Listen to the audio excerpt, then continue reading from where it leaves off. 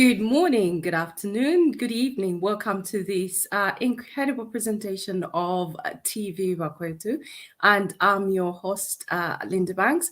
On tonight's show, I have the privilege, the honor in hosting several hotheads. They're not just hotheads, but they're very passionate hotheads. A truly epic encounter of great minds this is going to be. We are going to feature the formidable Professor Jones Kasonso, among as many others. Professor Kasonso, welcome to the program. Hey, Linda, how are you? I'm very well, thank you. How are you? I am fantastic. How's life across the pond? Over here, it's very good. Yeah, but we are still worried with the Europeans. You like to fight over there, so which concerns us sometimes. Okay, that is interesting. Actually, yesterday we weren't fighting. We had a music contest, a very camp music contest called the Eurovision, and Britain, well, England, came second for the very first time in like centuries almost. Because usually they're never given any votes by Europe. So it was quite interesting actually yesterday to see that those European relationships are being mended. Maybe they're trying to get back into the European Union. Oh, I doubt that. Could we just make sure that microphones are muted because there's an echo coming through? Okay. Someone has their mic off. Okay. Right. Another one of our guests that we have today is Mr. Patrick Chilufya. Mr. Chilufya, welcome to the program. Thank you so much, Linda. Good to see you. Good to see you too. And we have another BAKWETU participant, actually, Mr. Kelvin Chishimba. Welcome to the program. Thank you, Linda. Thank you. How are you? How's Mr. Chilufya, Dr. Kasonso? Thank you, Kelvin. Your camera is not very good. It's yeah, it's blurry. Welcome to the program. Yeah, it's a bit blare. Let me switch. Yeah, the audience should see your your handsome face. Mr. Chilufya. Right, Mr. Mkelewai, good evening. Good evening. How are you, Linda? How are you, Kasonso? Very well, thank you. Nice How are you, Chilufya? Good to see you. Thank you, Mkelewai. Thank you, Mkelewai. Good to see you. I'm outside, and it's almost. I think we have lost Mkelewai there. We are going to ask him to return. We just wanted to introduce another BAKWETU family members. Honorable Nkwilimba, good evening. Nice to see you. Nkwilimba, yes. Are you there, Mr. Nkwilimba? Muted. He's muted. Yeah, okay. We will ask him to join in a little while. Mkelewai, nice to see you. You're looking rather dapper. Thank you. Thank you so much. Good to see you all. I hope everyone is okay. Yeah, we're very well, thank you. Okay, and I'm going to put you in the background for the time being. Before we get started, a little bit of housekeeping. If you could kindly share this link to as many people as you possibly can, that will be amazing. And as we just prepare to get stuck into the program, could you also just let us know where you're watching us from? Just type in the name of a town where you're catching us from in the comment section below. And also, please feel free to send us those lovely stars and use the reaction emojis. If you hear something that you absolutely love that one of our panelists say, please feel free to click that like button. Okay, so now, as I was saying earlier, we're going to have a truly great battle of minds on national matters, with yours truly as the referee and with everybody else joining in, giving us their views on what is happening in the world. I know we haven't got this person logged in just yet, but would like to take this opportunity to say a humongous congratulations to one of our our very own, a truly loyal member of the TVBAKWETU family, Mrs. Jacqueline Saidi Chimba, on her incredible presidential appointment. I almost feel like breakdancing, I don't know, perhaps curtsing or even bowing, because this is a true amazing opportunity to serve her country, and she's got the right skill set to actually do this. So a humongous congratulations to Jacqueline. And we're going to be talking to her a little bit on how this came to be. So whilst you're sharing the link, just to take you through some of the topics that we'll be covering, we're going to be covering the runaway FTJ University, as quoted, which was quoted at an eye-watering, there's $3 million, just incredible. So apparently this university has run away, uprooted. So this is quite interesting, and I'm sure my friends will be helping unpack that. We're also going to be looking at the DMMU coordinator, Mr. Chanda Kabwe's alleged arrogance at some meeting that was taking place. So we're going to unpack that, and we're going to be looking at whether Vedanta HH's alliance, or actually if HH allows Vedanta to take charge of KCM, if this is going to be HH's career's worst decision. Most people think it's not going to be a really good idea, but we're going to be unpacking that again. So I will bring back Professor Kasonso. Professor Kasonso, you and I have been sharing an article, which is quite an interesting read, quite peculiar in places. So we had an interesting discussion about this.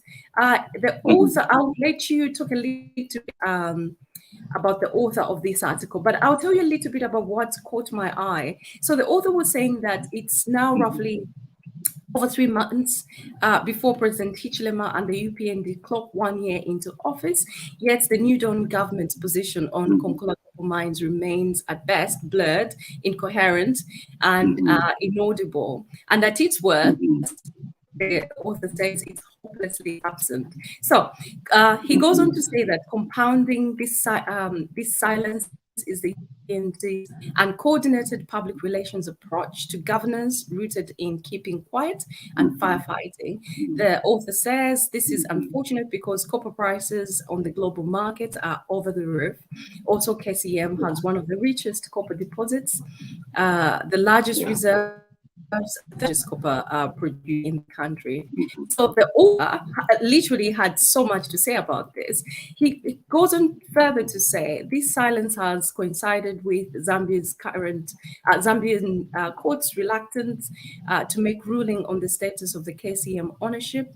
But personally, on a section, after having plowed through so much literature, Professor Kasonso, and I met various persons, as I spoke to you about this earlier, on diverse opinion pieces, including yours, actually. There were a couple of things that was crystal clear for me. And that was, the subject is clearly quite divisive, with many people taking a very political view. But ultimately, my conclusion was that the miners don't have the appetite to continue this legal impasse. What they care about, however, is that they have secure jobs so that they can feed their families. They want better salaries, better conditions of service, and a realistic and secure pension. What do you think, Professor? Well, first of all, thank you, Ms. Banks, for the opportunity to allow me to go first. Know that I'm going to get stones from my friends if I say something very controversial, but they're welcome to do that. Here on TVBAKWETU, we're a collection of voices. We don't have a monolithic viewpoint. I enjoyed Dr. James Musonda's article in the sense that it was expansive. It talked about a lot of issues, you know, and so I did enjoy that article. And but for me, substantively, what I found useful was actually the last paragraph or the last piece. First of all, whenever we speak or write about any subject, the first thing that whenever we read, first for me, when I see an article and somebody says PhD at the end, A PhD is a doctor of philosophy.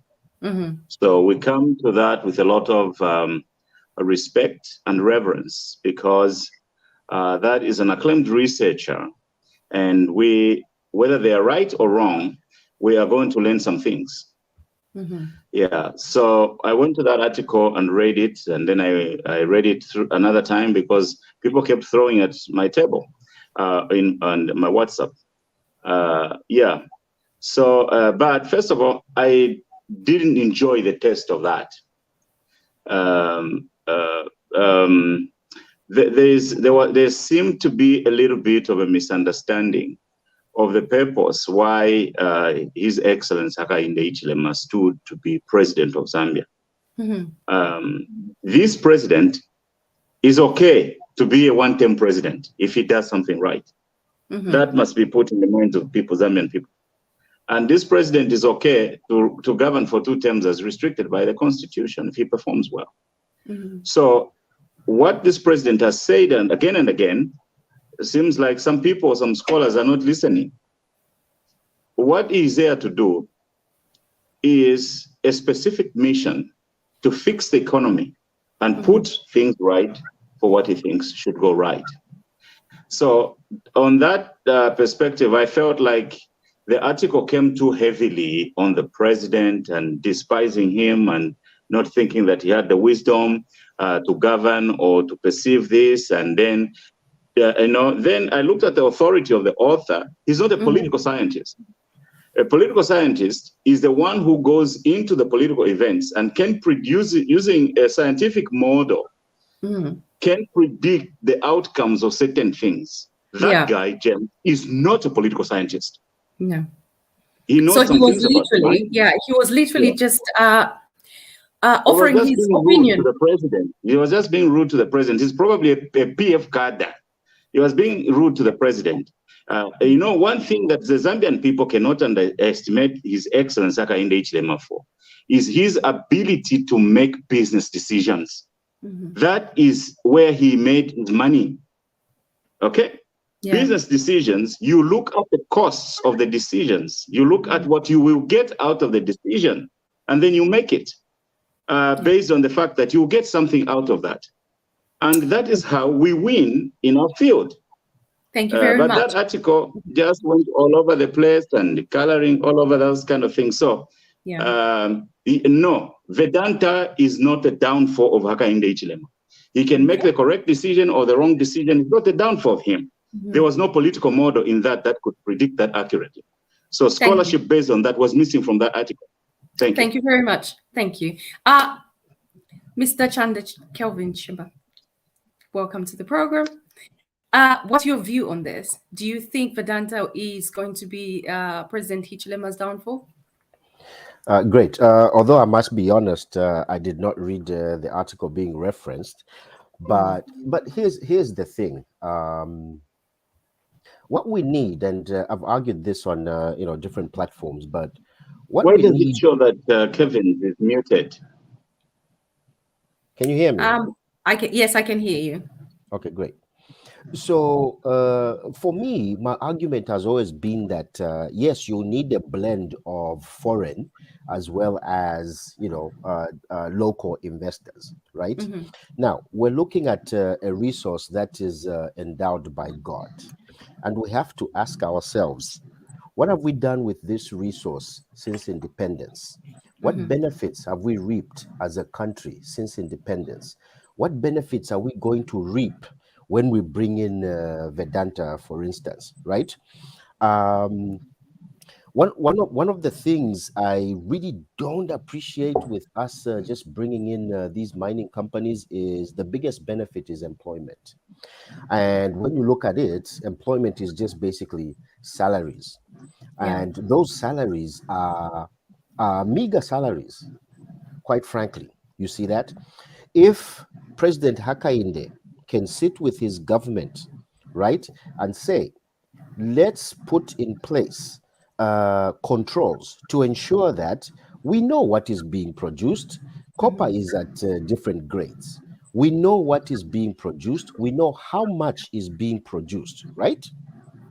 Then they'd be able to make decisions based on that information. Linda, in this world today, Vedanta is operating in Zambia, but banking in Switzerland, banking in Canada. So what is happening is when they sell that copper, the money is going into Swiss banks. The only money seeing itself back in Zambia is for operations. How are you going to develop the country from this foreign investor who's not sending back enough money for modernization of copper mining, for improvement of skill sets for employees? You see that? So if he can sit down and say, okay, we as a country don't have the money to invest in mining, but we can put in place proper policies. I'll give a quick example. In China, domestic and foreign corporations pay 25% corporate income tax, right? A foreign company which expatriates its profits is charged an extra 20%. So as a foreign company, you're paying 45% tax. So it's you, the board, to sit down and say, do we want to pay 45% or pay 25% and reinvest in the development of China? Most of them choose to reinvest in China and develop China. That's a model we can implement as a country. Otherwise, if we let the status quo, dictate going forward, it could be the downfall of Vedanta because people already have. It could be the downfall of the president because people already have an experience with Vedanta. The way Vedanta treated employees, you see that people still know and people are still angry.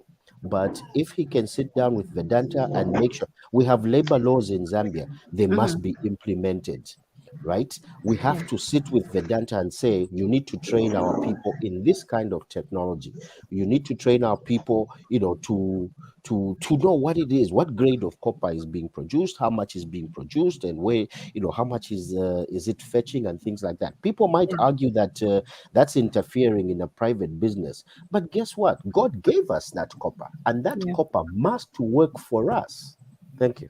Thank you very much. Well, I've got a letter here which was issued by the human resource of Vedanta, and it says on the 26th of April 2022, they were quoted in the Zambian media as saying that if Vedanta were allowed to resume running the Konkola copper mines, the government of Zambia would put in place strict conditions so that the company conducted itself in a different manner from how it actually did. So that's a very important point that you have just raised there. I'm going to bring in Mr. Patrick Chilufya. What's your view on this? Do you think this will be the political suicide for President Hakainde Hichilema, or you perhaps have a different view to this?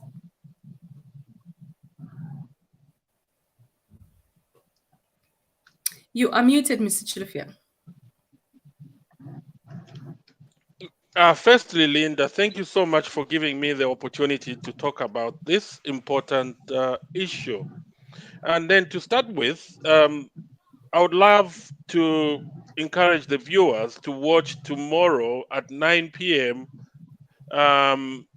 One-on-one with Dr. Kasonso. We'll be preempting a lot of information about the entire mining sector in Zambia, and also specific emphasis on Vedanta.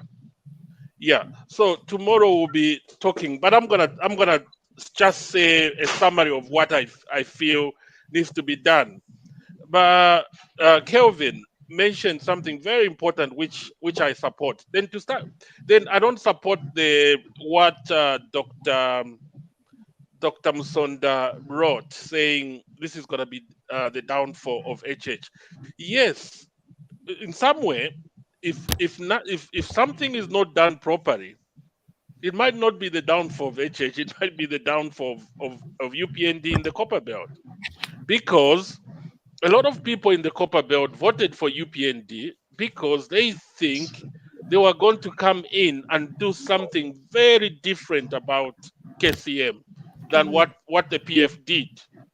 And, you know, so I was reading the letter which Vedanta wrote, dated the 5th of May 2022 to our Minister of Mines.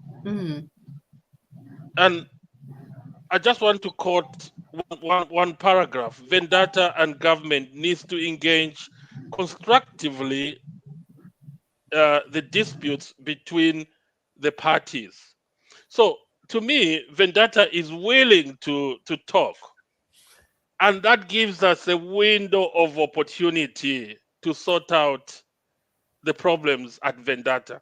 And one of I think somebody mentioned that this is one of the largest mine with a lot of reserves in Zambia. So which means this is our biggest asset as a country. And then Kelvin says, what have we gained out of the copper? And a lot of things have been done wrongly.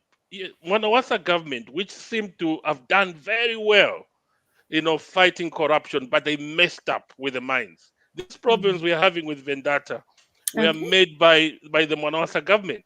So the question is, here is the government, HH. I've got so much confidence with HH. He's a businessman. He knows how to negotiate, and people have been crying about, you know, nobody is going to say Vedanta. You know, the PF made a mistake in the way they got rid of Vedanta, but Vedanta is not an angel. Vedanta did a lot of wrong things. Not only that, they didn't pay their workers properly, they didn't follow the laws and the statutes. You know, they didn't invest in the copper mining as agreed with the government, recapitalization of the mines, not even community engagement. They did a lot of wrong things. So this gives the government a very powerful window of negotiations. And I always talk about the Botswana way. We'll come to the Botswana way. But Kelvin mentioned that there need to be processes and procedures. What's going to happen is, like tomorrow with Bakasonso, so we're going to talk about an article that has been produced by the World Bank, that the figures that we let me just add one or two. The figures that we have with that Vedanta gives us, or other mining companies are giving us, are not correct. They are wrong. So we will come. Zambia is losing. Let me just one point, Linda. Let me finish one point. I'll finish it. And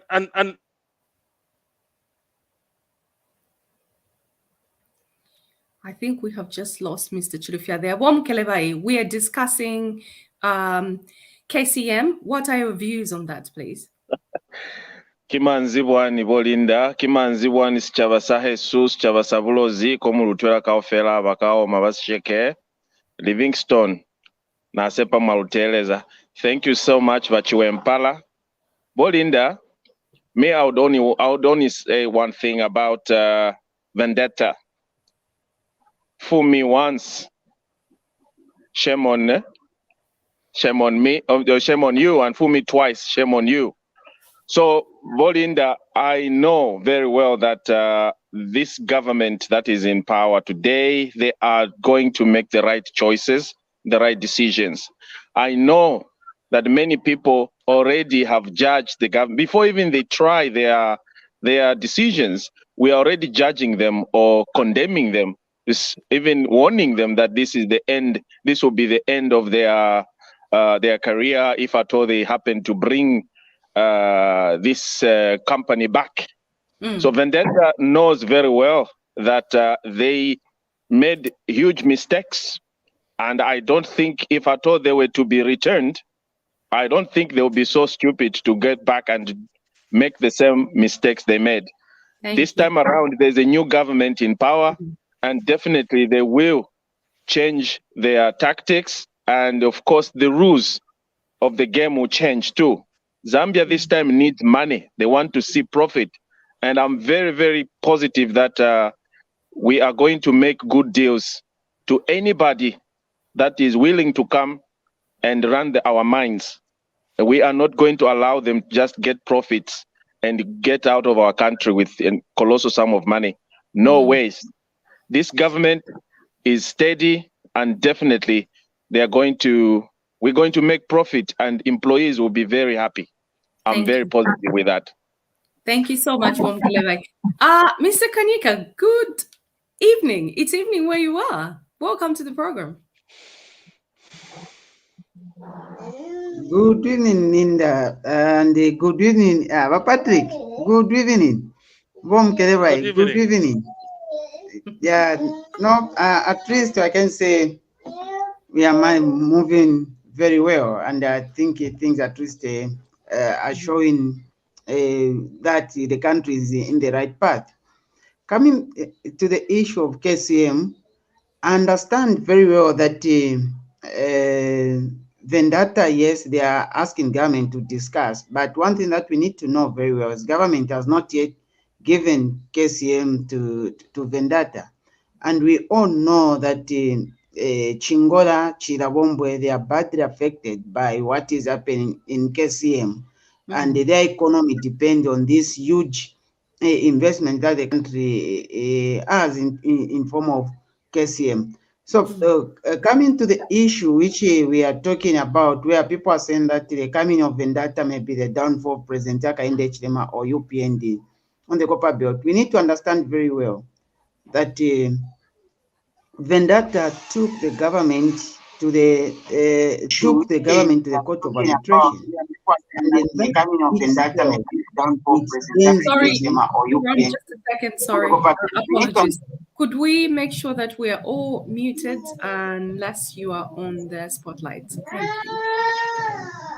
you. So when we check the issue of the government being taken to the court of arbitration to one of the huge investors, it tends to be a big problem for other investors to come into the country. But when the president went to South Africa, he mentioned to say, in all the negotiations that we are doing, let's put or call the Vedanta on the table so that we can see if it's possible.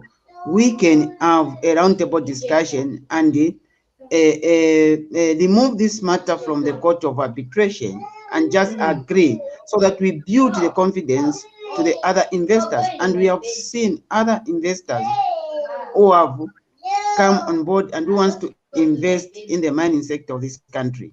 So we may say it may be, for me, I still feel where the government still is doing the right thing and they are going to for sure make a right decision for Jerome, are you able to ask the kids perhaps excuse yourself a little bit? I'm just getting some messages from our viewers. The baby talking, could you mute out? You can't mute a baby, Valmune. The How do you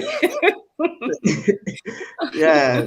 So these issues of parenting noise in the and background, like, it's understandable. Okay, let me end for now. Yeah. No, it's okay, Jerome. Just a bit of a disclaimer. We're all working from home. We've got children. You cannot mute a baby. Come on. Vaniki, welcome to the program. Good evening. I like that. You cannot mute a baby. I think we're having communication problems with Vaniki. We'll bring Jerome back because I'm very keen on finding out more from you, simply because you're on the Copper Belt. And what sort of tangible evidence have you seen in terms of the effects that the mines being shut has had on local people? You see, Linda, just like you have said, yes, I'm on the Copper Belt and I've grown up, I was born and grown up in Chingola where KCM is.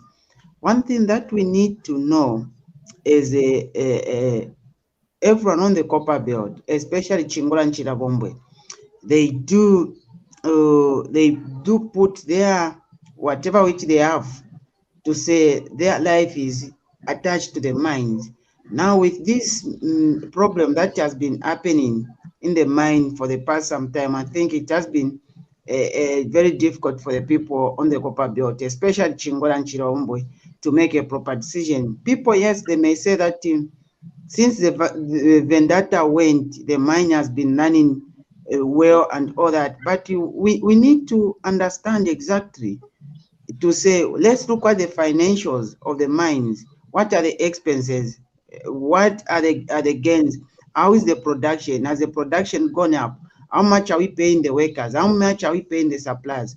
We need to look into all those matters and not just standing up on the mountain and start saying, on the top of the mountain, and start saying that no, the KCM is doing very well with the government running it. Yes, we may have the expertise to run the institution like KCM, but we need to look about the capital injection. Does the government have capital to inject into so that the mine can run by itself? The answer is no. So what is on the table? Government now needs to see that they enter into a 50-50 gain also with the investor who has the capital. Already, I guess they have mentioned to say we want to push in a lot of money to so that we can capitalize and we can run this mine properly. But again, we need to understand very well, because Vedanta, of all the people, the investors who came actually for the mines, Vedanta has been so bad in terms of holding up to corporate social responsibility, in terms of paying workers, and in terms of employing the Zambians, because when Vedanta came into the mines, we saw a lot of Indians people coming from India to come and get the job the Zambian came to. I think that's where we need also to check about our laws. How do we allow these people come to claim that they're expatriate? Do we still need them? I think sometimes we may not need some people claim themselves to be expatriate, because we already have that manpower here in this country. So we need to look into that. We saw a lot of violation in terms of labor laws by Vedanta. And we hope if they are coming back, they need to be told and talked to seriously concerning labor violation, which really happened. And we saw a lot of poor condition of service to most of the mine workers. So all these things have been happening. Thank you, Linda. Let me end now. Thank you so much, Jerome. I'll come back to you as the evening progresses. Mr. Chilufya, Jerome alluded to the fact that we should have like a 50-50 coming together. And this is where I feel you are an expert on this alliance, so to speak, where investors and countries that they're trying to invest in can partner. And we have been talking in the background about the Botswana model, which the president seems to favor as well. Could you just enlighten us, tell the viewers what this Botswana model is and how you feel this could work quite perfectly in the Zambian market? You know, the Botswana model can solve a lot of problems, even with KCM, now that we've got an opportunity to engage with them. And I think going forward, the president has mentioned about that. And then we can start with maybe KCM going forward. The reason the Botswana model is the beers goes to Botswana, and they said, we know that there are diamonds here. We've discovered diamonds here. Then the government says, yes, there are diamonds. Okay, can you tell us how much? A lot. This mine is going to be the biggest single diamond producing mine in the whole world. Then this one has this, okay, yes, let's go into partnership, 50-50, because the diamonds belong to Botswana, and you guys are going to invest, and then once we invest, we go into a joint venture. The idea here is you go into 50-50 in terms of management, and as well as in terms of the board. The problem we have at KCM can be solved by this formula, because there are people there. There are not so many Zambian senior managers at KCM. Yes, we've got the board, 22% or 25% ZCCM holding board, but those are at supervisory level. How many Zambians have we got in the senior management? Because if we go 50-50, then we're going to have 50% of Zambians in the senior management. Then there won't be irregularities of KCM exporting 1 million tons of copper, and they are recording 500,000. So those issues can be avoided, because we need to be militant. And the only way we can be militant is to go 50-50. And then the other thing Jerome mentioned, when you are 50-50, which means there will be 50-50 local Zambians employed. And I agree with Jerome. Why do you bring Indian engineers when there are so many Zambian engineers trained by ZCCM, most of them trained in the UK, and they are roaming in Zambia? The laws, we need to be militant. The laws need to be changed. They need to be tight. Because with KCM, mind you, Linda, KCM is a business. And the purpose of every business is to maximize profits for its owners, they are capitalists. So they would try everything. But Kelvin mentioned the China way of 45% increasing tax. That might not work with KCM. They can cook the figures. There is what is known as tax evasion and tax avoidance. Tax avoidance is legal. They can find experts and try to play with the figures, and then they end up paying less tax even if it's 45%. Isn't this what has been happening, Patrick? Because there has been a case where they've been saying that they haven't been making a profit. They've been investigated because these are businessmen. Their aim is to maximize their profits. So what we need to do is, like somebody alluded, strong processes and procedures and evaluation processes in place. And this should be backed by laws, statutes, regulations, and then having a lot of Zambians monitoring physically, senior managers, not just the board. I rest my peace for now.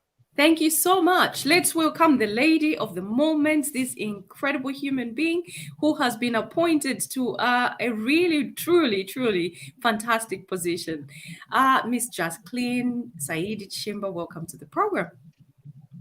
Thank you very much, Miss Banks. Linda, nice to be here. Bakwetu family, Nami Posha. Nimwena Luvila. Good evening, everyone. Thank you.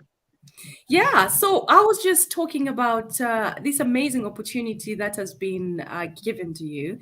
I would like you to tell us all about it. First of all, a humongous congratulations. Earlier I was saying I don't know whether to be bowing or curtsying or doing the the hokey-cokey when we see you. Congratulations. Thank you very much, Linda. Firstly, I would like to thank the President, His Excellency, our President, my President, Mr. Hakainde Hichilema, for according me this opportunity to serve on the Public-Private Dialogue Forum under the IFC, which is a wing of the World Bank, and in charge of strategic communication. And I'll probably just indicate to you that the PPD model has been used a lot by the Tiger Nations. It's actually the model that took the Tiger Nations from the poverty they were in, the injustices in terms of business, them just not being heard or known, and to being superpowers. It's also the same model that Rwanda has used. Their PPD model is actually known as the Advisory Council. So President Hakainde Hichilema, together with other technocrats, obviously looked at how did the Tiger Nations jump out of debt and poverty after so many wars and being sidelined. And they discovered that it was PPD. And so they go to the table and realize that the World Bank has supported most of these countries to ensure that the PPD model works. So the PPD is a platform that brings together private sector and public sector onto a dialogue table to look at challenges in that sector that are hindering growth around creation of employment, profit, businesses just growing and going beyond the border of that particular country, setting up of industries, that's manufacturing, and just look at which policies are hindering. And if you come back home here, you'll realize that we have so many policies that are archaic because they were set up during the pre-independence era. And because it was pre-independence era, we've continued with them.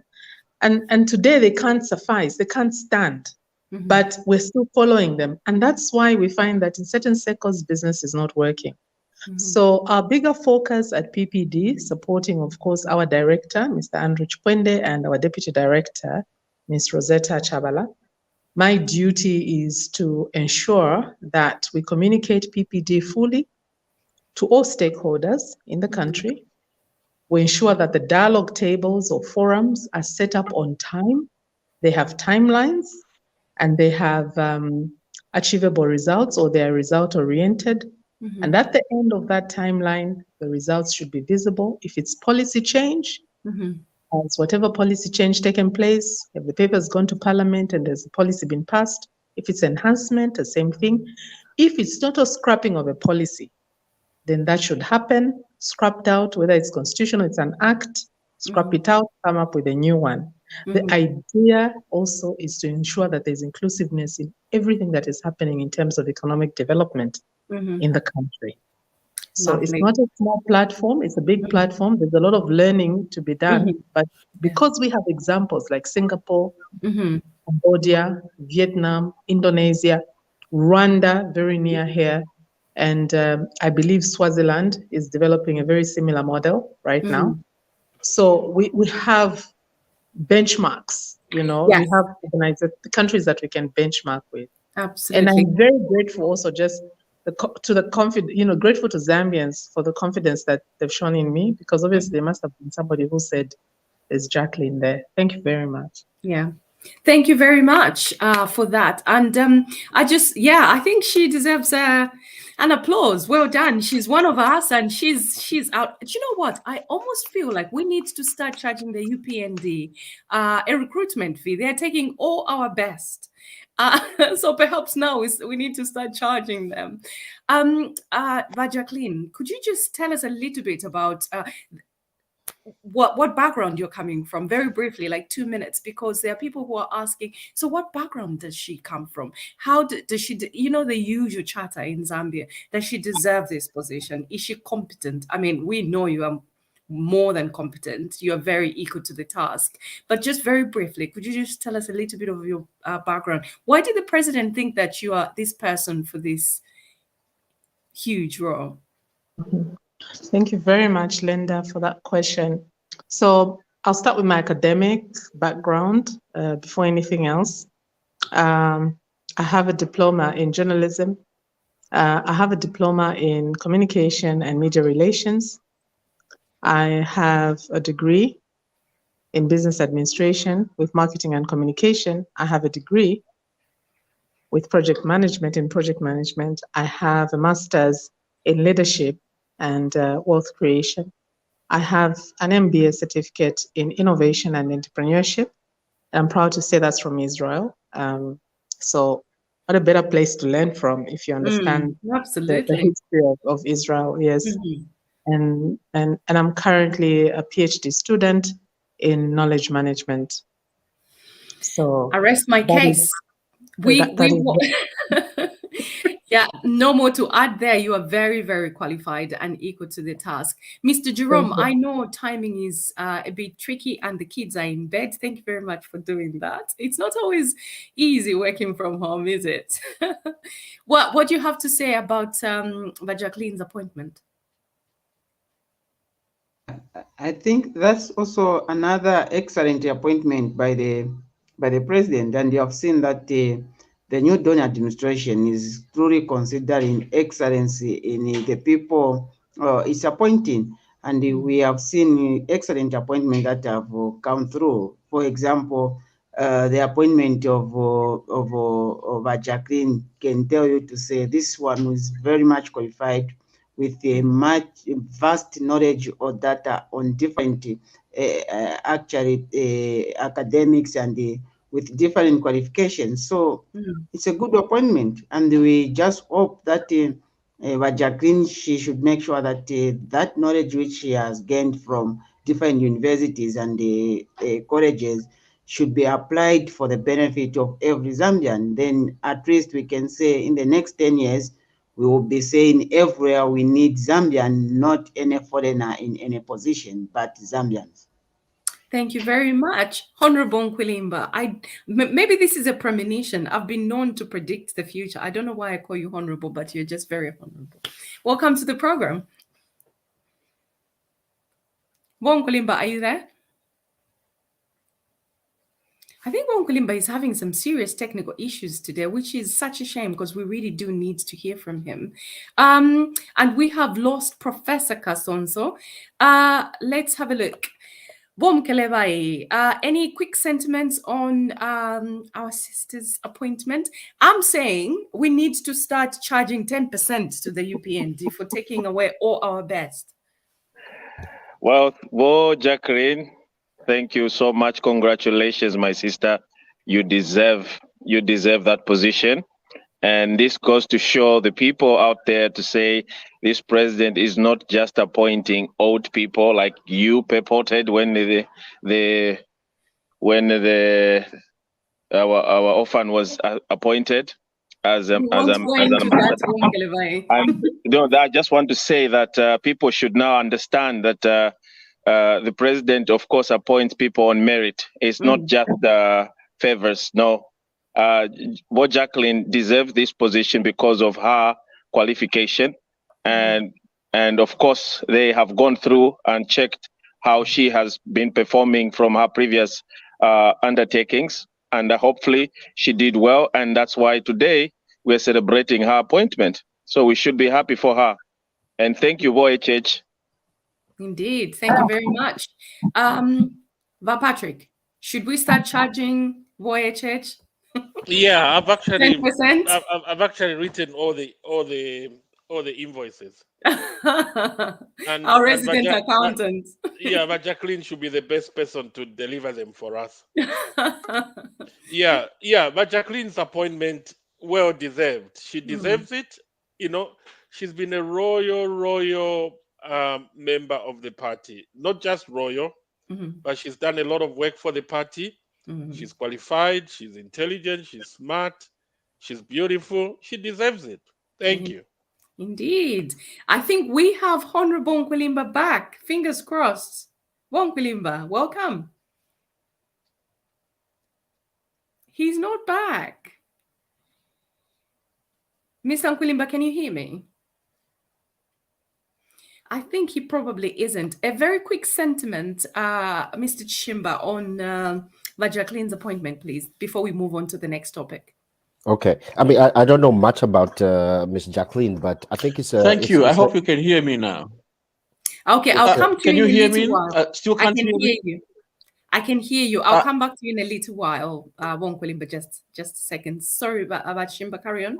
Yeah, I was saying I don't know much about Miss Jacqueline, but you know, I think it's a breath of fresh air because we need a mix, definitely, and for our country to have an opportunity to move forward, we need those that have the technical know-how. Okay, not just at a theoretical level, but at a practical level, and that's what we need. We have graduates, or we've been graduating our citizens from time immemorial. It's about time that we dug into the brains of our citizens and find out what it is that they know and what contributions they can make. To me, it's a question of patriotism. We need more patriots. But Chidufia talked about, about Jacqueline having been, a loyal member of the UPND.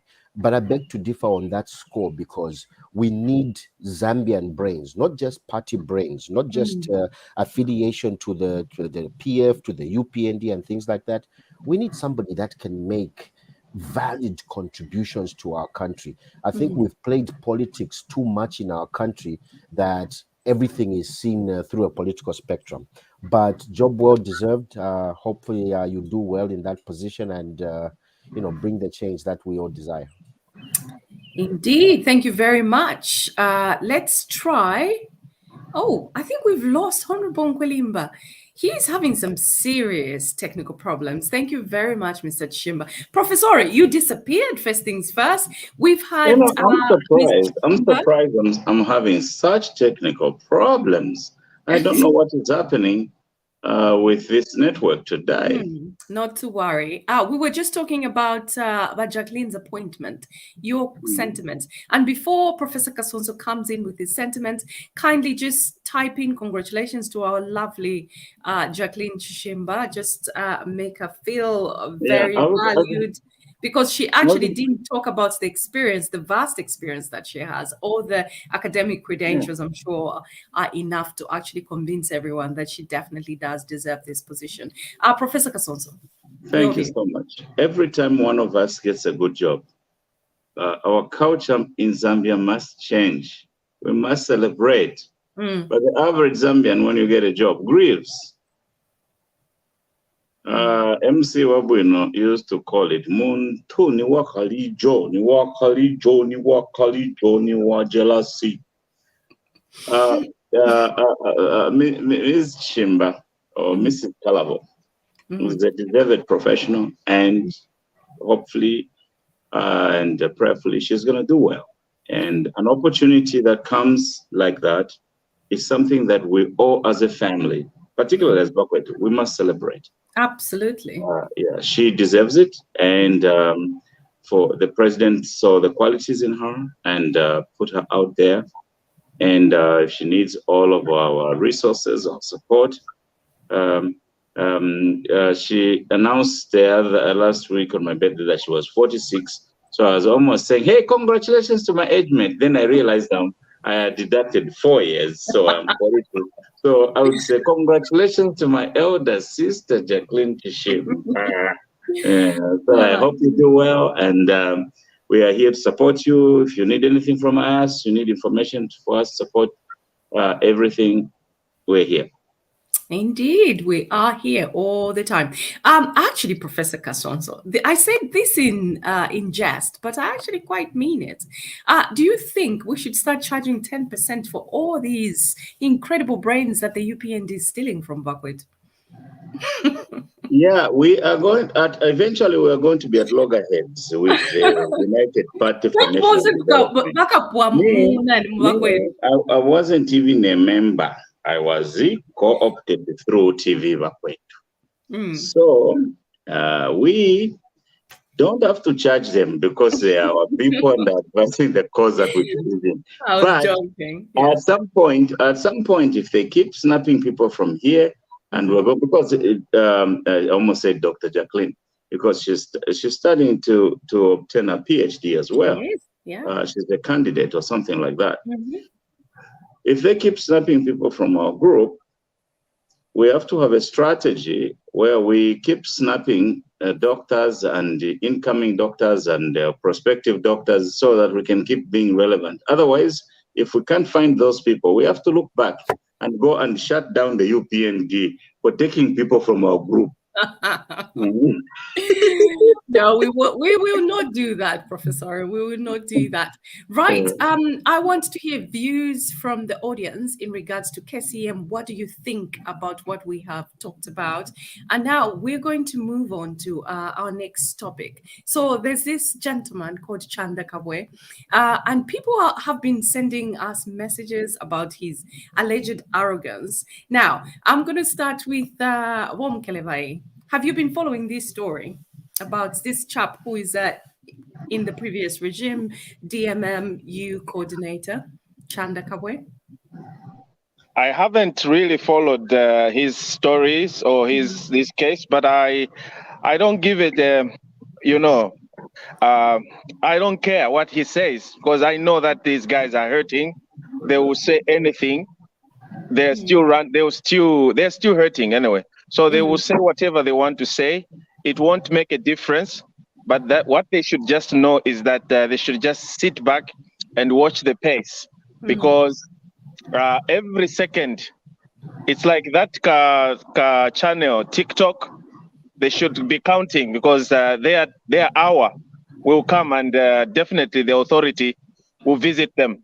No matter what rants, so no matter what tantrums they are going to throw to us or to the new government, we, the people, we know who they are, we know what they have done to this country, and definitely we are not going to listen to their tantrums. these are just the defense mechanism, because they know that they are next. They will be standing in the dock, or their properties will be grabbed. So they can cry whatever they want. We don't give a damn. So let them. Oh, sorry. Sorry. We don't. You were saying that they've healed. They're still hurting. But Vashtasila has just been on record to say that he has healed. He's gone through the healing process, and now he's ready to come back. What are your views on that? Vashtasila, he's been wrongfully advised, and as a lawyer, I expected him to still continue resting in his hibernation cave, because he has done a lot, and he knows that all these arrests that are taking place, all these property grabbing that are going on in the country, it's all, the finger is all pointing at one individual that authorized, or that was the principal. So definitely he is next, but before we go to him, we know that his immunity has to be removed. So the legislatures, get ready, because I believe we have overwhelming evidence to actually, the prima facie evidence to prove that this man definitely abused his powers of his authority, and definitely he needs to be brought before the courts of law after the removal of his immunity, so that he could defend himself, or we could hear his position over these thefty and a lot of illicit activities during his tenure of office. So these rants of him claiming that he's ready to come, well, let him come back. We are also going to remove that benefit, those benefits of retiree, whatever, politician. We are going to remove those benefits and then give them back to the people of Zambia, and also telling him that welcome back, Volungu, and we need answers, and you have come at the right time. Okay, thank you very much, Professor Kasonso. Volungu Vashtasila has healed, apparently. He says, I don't know who they are. He refers to they. So they took away my phones because they felt I needed to heal, and I have healed. I'm ready. Do you think the people of Zambia are ready to have him back into active politics? Active politics to do what? First of all, we have to go back to history. We have to go back to history. Valungu, how did he come on as president? He was a compromise candidate, a convenient feature for people who didn't want certain persons. He never won an election at a party convention. It was a forcible plebiscite. And that's how I left the PF. Then, Vashtasila, the other election that he did, how many days did it take him to win it? He had lost it, and then after they counted, then they did some juke, shank, and then he won it. Which country is he going to come to? The first day he showed up on a political platform as a leader of a political party, he said he had no vision. You think the 21st century youth in Zambia is going to have a leader without a vision?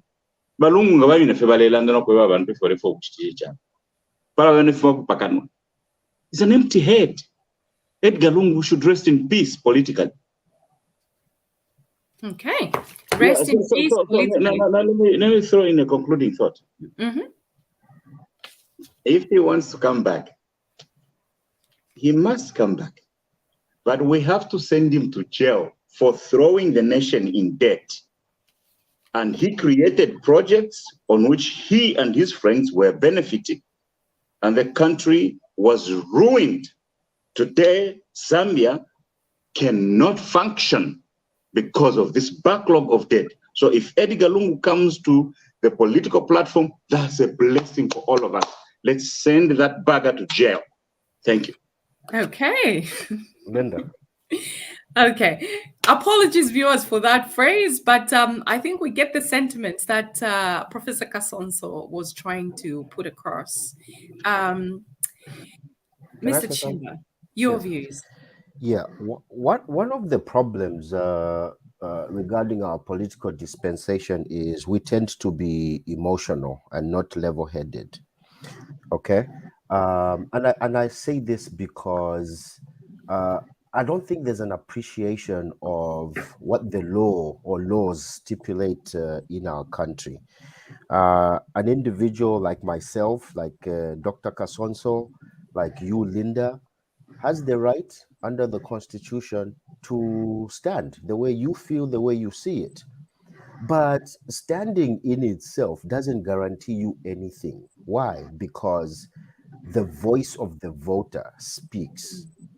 At this point, if former President Lungu wants to come back into politics, guess what? There's already an evaluation sheet by the Zambian people, right? They're going to evaluate him. How did you behave, right? Or how did you govern this country for, the time, the opportunity we gave you? If it's a clear F, the Zambian people will show that at the ballot, right? All these ideas of instigating, jailing people and this and that, I think for professionals like us, must not be a part of our discourse, quite frankly. We need to be professional and look at what the laws provide. If, President Hakainde's administration is very, very serious about investigating corruption by former leaders, let the law itself take its course. Right? We can't start, jumping on anthills and start pointing at corruption, this corruption. We've had presidents before where President Mwanawasa, took Chiruba to court. It took a long, long time. What was the result? Chiruba acquitted. How much money did we waste? How much money did those law firms make out of that exercise? You see that? So the idea with precedents is that it creates lessons learned. What lessons did we learn then? I would love the UPND to use the rule of law to investigate former leaders. If found wanting, let the law send them to jail. But I would also want the UPND to ask themselves, why is it that for the last 30 years, every former leader has somehow faced corruption charges? I want the UPND to investigate where the loopholes are. Where are the loopholes? So going forward, we won't have this situation. Because believe me, if the UPND's mandate is 10 years, after 10 years, a new government comes in, they'll start chasing the UPND leadership. Please seal the loopholes. Put analysts there, seal the loopholes going forward. We are tired of always going back. We need to be more proactive going forward. How do we protect public resources going forward? Thank you. Thank you very much, Jerome. Your quick sentiments on this, then we will move on to our next topic, please. Belinda, I need to speak also. I think, Belinda, one thing that we need to know very well is, in as much as we talk about the issues of corruption, we need to know that corruption cannot happen by itself, but it can happen through the people. And we have seen and we saw what happened in the previous administration, that there was a lot of corruption in the way things were done and in the way they manipulated and changed the law. The problem that we have is the law itself, where people can find ways and means of manipulating, and they took advantage over that. I somehow agree with the Professor Kasonso over the issues of Varungu to come back. I don't know what is going to come and do. What did he fail to do which you want to come and do? Some things, you see, is the matter of just staying in retirement, then you coming back to the podium again, start facing the same things the people are calling you on.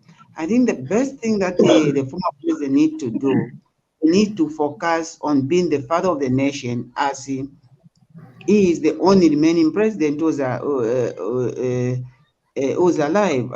or is the only former president who's alive whom we have currently. So for me, even his pettiness, the way he has been trying to be petty in some of the issues, using the funerals to pass comments, does not show any form of maturity at all in the way he handles himself. The best thing is he should show that thing of being a father and try to unite everyone. And he should not entertain those people from the PF who are trying by all means to go influence him to say, no, we want you to stand in 2026 or that thing. Again, is going to lose, which is not supposed to be the situation. But him should try by all means now to bring everyone, even to call President Hakainde Hichilema. It's not always that President Hakainde Hichilema should be the first one to call him. Even him, then to call first the president and say, I think my brother we need to sit, we discuss one or two issues. I think this thing is not happening the way they are supposed to be happening. That's the way President Edgar Lungu should conduct himself, not the way we are hearing on social media saying that, no, I'm going to make my decision over the political career. I think my film too. And you concentrate in the legacy that now you have to say you are the father of the nation, and be the father for sure of the nation than involving yourself in politics. Thank you. Thank you so much, Jerome. This father of the nation aspect, the man had failed at the minutest bit of becoming a father of the nation. He goes to a funeral and starts discussing the current president and referring to him as a hypocrite. How can he be a father of a nation? How can he attend that statesmanship when he doesn't conduct himself as a statesman? But Jacqueline. Thank you very much, Linda. Firstly, I need to say that I'm under oath, so I can't make a lot of political statements anymore. However, I'll take we're not if you have Kasonso.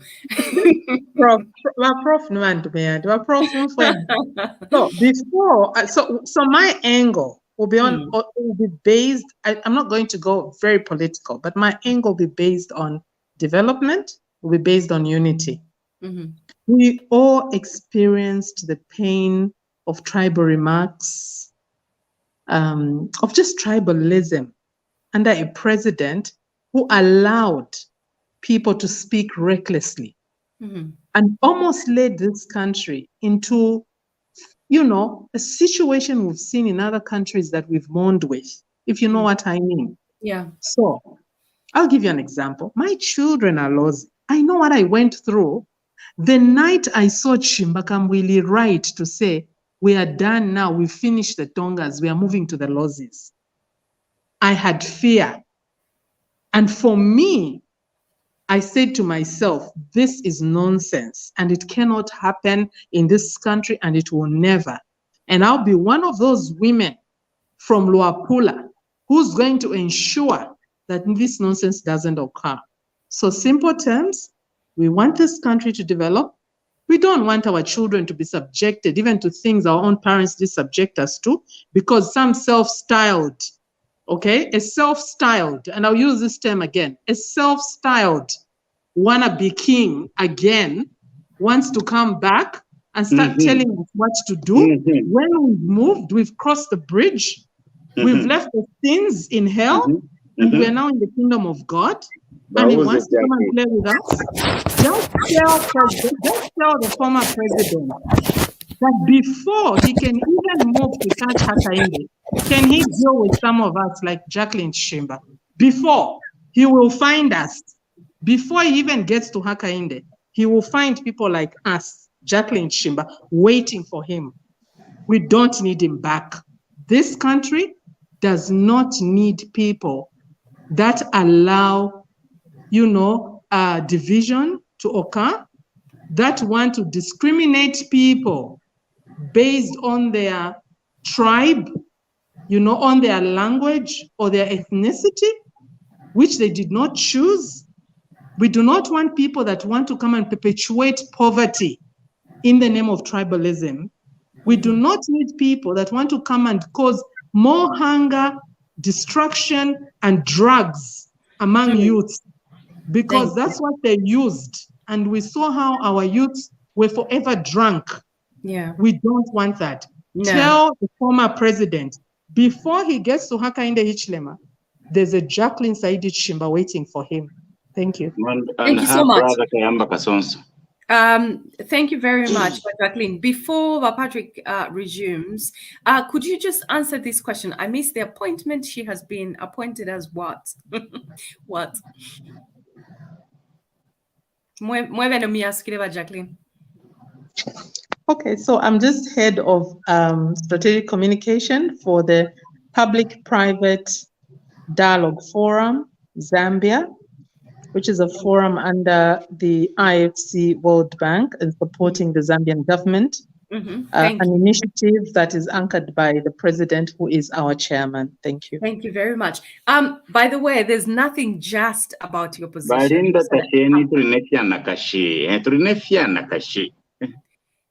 You said I'm just, there's nothing just about that position. Just to put that in, it's an incredible position. Mr. Chilufya.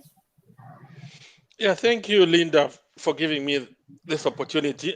I'm so surprised that Mr. Edgar Lungu wants to come back. But the most important thing we need to understand, my brother Kelvin mentioned something very important. That Lungu, just like any other Zambian, I've heard Boman Musamba wants to stand as president also, whether 2026 or 2031. The dream is full. Every Zambian has got the right, constitutional right, to stand as a president, unless somebody has been involved in criminal activities, then the law will stop him. But the question is, we need to look at this leadership. This new dawn leadership, they've raised the bar of future leaders for Zambia. And Zambians also, they know, the moment Zambians removed PF, Zambians would never allow such kind of leadership to come back. And this government has raised the bar. 8 months into the government, in government, there's unity. They're trying to restructure Kaloba. Yeah. They're trying to fight corruption. Look at Lungu, $33 million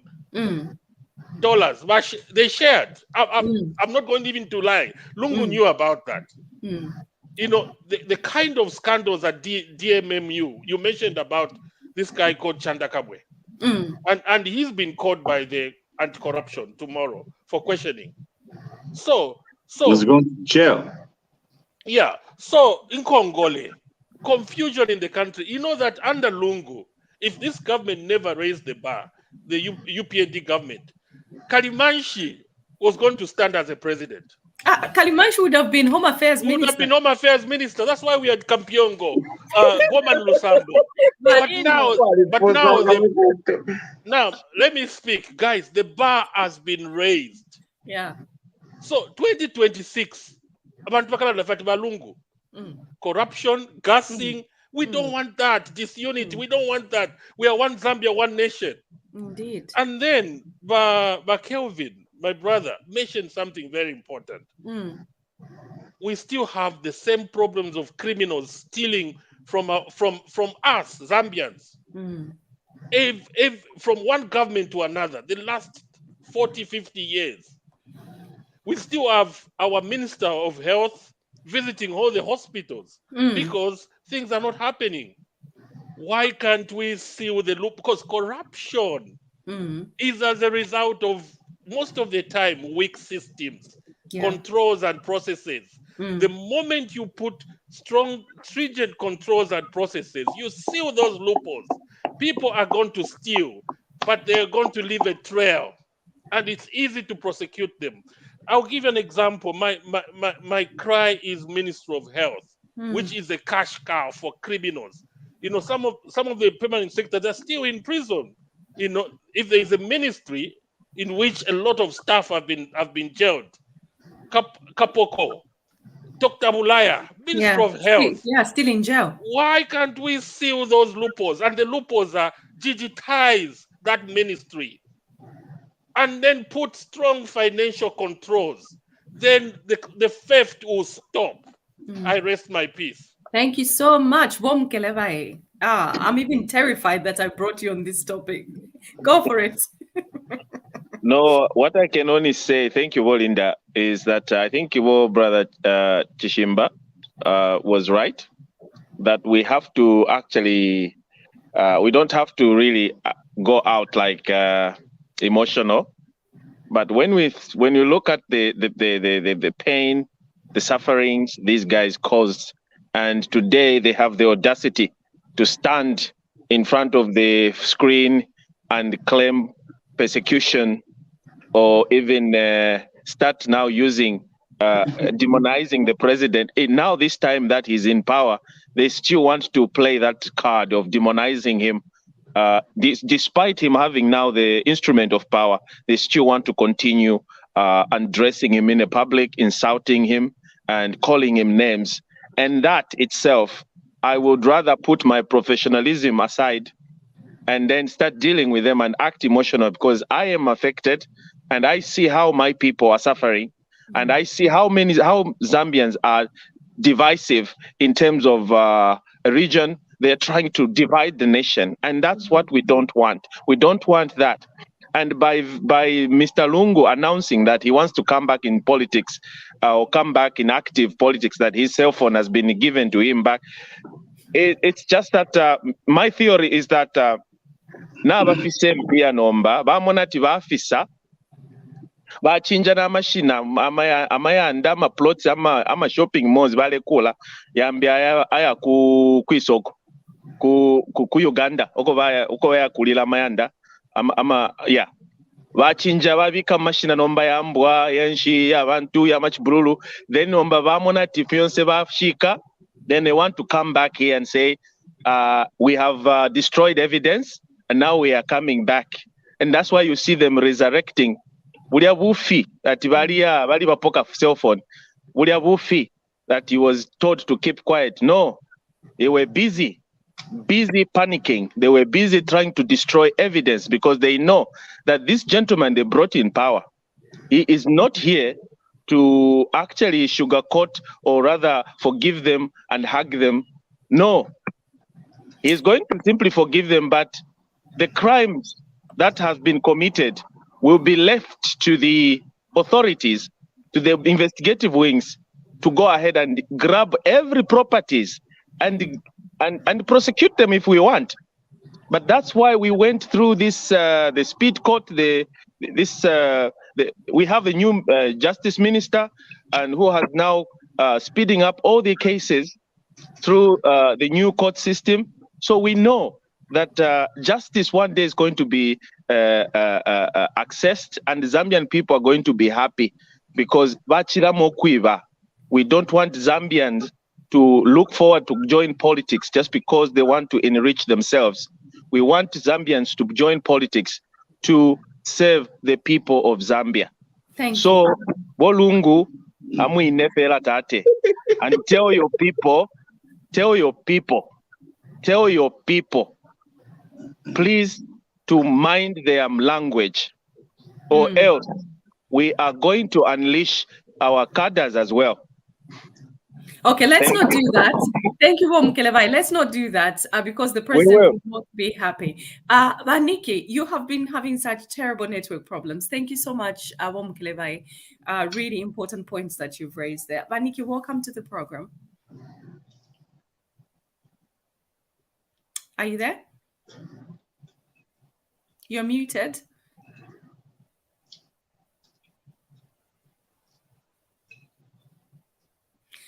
Okay, I think we will move on to the next topic until hopefully Vaniki will be able to join us. It's such a shame because, oh, he's trying to log on using a different. Okay, let's see. Let's try again. Vaniki, are you there? Are you able to unmute yourself? Hi, Valinda. Oh, fantastic. Finally, welcome to the program. Am I audible enough? You are very audible.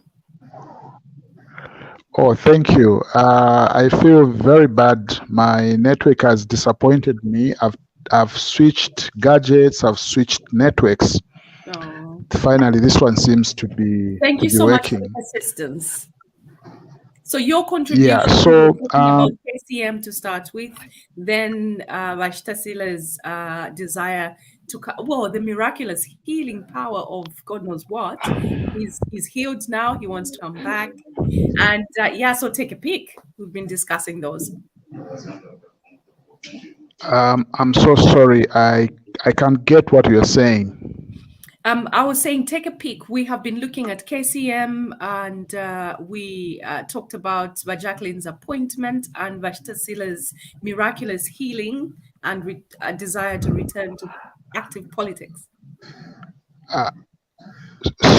Sorry, Linda. I think you will pardon me. I've hardly gotten what you've said, but from the little pieces I've gotten from what the other panelists have said, I just wanted to zero in, permit me to do that, to zero in terms of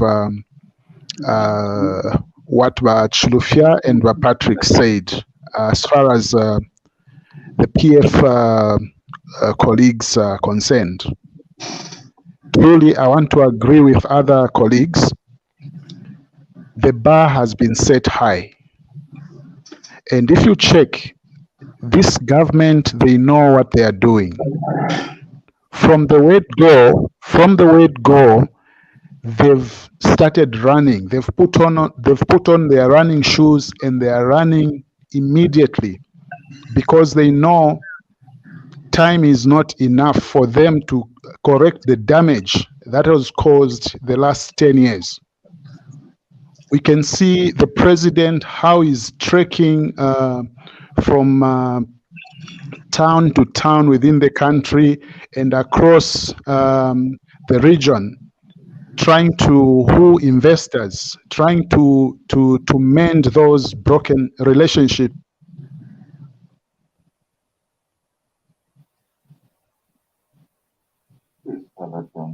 I think we have lost Van Nikki. Hopefully he comes back because he always has some valid points there.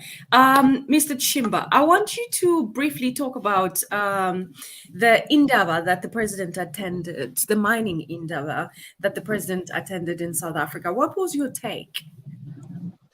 I don't know much about it. I saw he had attended the Indaba, but I wasn't privy to the discourse that went on. Mm-hmm. But I mean, in general terms, I seriously hope it was an Indaba that had, beneficial impact to our country. Mm-hmm. I always talk about the benefits of our country because we're endowed with resources that other countries don't have, and we need to make sure that we put in place, policies, measures that again benefit our country, not just employment, but innovation as well. You see, innovation, skills development, because at some point, quite frankly, I would love to see a Zambia or a Zambian private, sector led by Zambians. Yeah. You see that? Looking at KCM, for instance, I would love a situation where the Zambian government owns the mines, but they have engaged private brains. If that makes sense. You see that? Because that way, 100% of revenue is coming to who? Us, the Zambians. Policies such as free education, those can be supported if we were, to wholly own, those mines. But I hope whatever was discussed at the Indaba is for the benefit of our country, because the most frustrating thing, Linda, is I'll give you an example of Malaysia. How did Malaysia develop? Malaysia was mostly agricultural and service oriented. Malaysia used Japanese investments to shore up industrial growth. Today, Malaysia manufactures electronics. That's what we need to be aspiring to. I don't like to see year in, year out. I can ask people on this panel, you give me one sector in Zambia that operates at optimal efficiency. Tell me. We'll struggle. And yeah, let me just give you a little bit of a few highlights from the Indaba. So the president reaffirmed Zambia's position as a key mining investment destination. He also made very strong sentiments around benefication, value addition, participation in the value chain through strategic partnerships. This is where you're talking about the country partnering up with other countries so that they can bring development. He also emphasized the fact that the country's mineral reserves remain undiscovered. It's an undiscovered investment.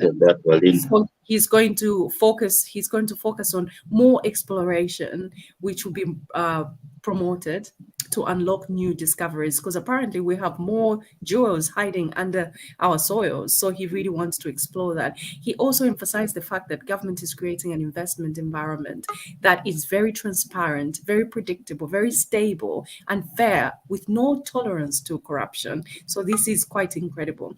Another thing that really sort of struck a chord with me was the infrastructure must be part of the mining. So this is the thing that Professor Kasonso and Mr. Chilufya always sings about, structures, make sure that you put things in place so that corruption is minimized. Obviously, people still will steal, but corruption will be minimized if you have these structures. If you log in, for instance, you know who signed in last, who took 5 kwacha.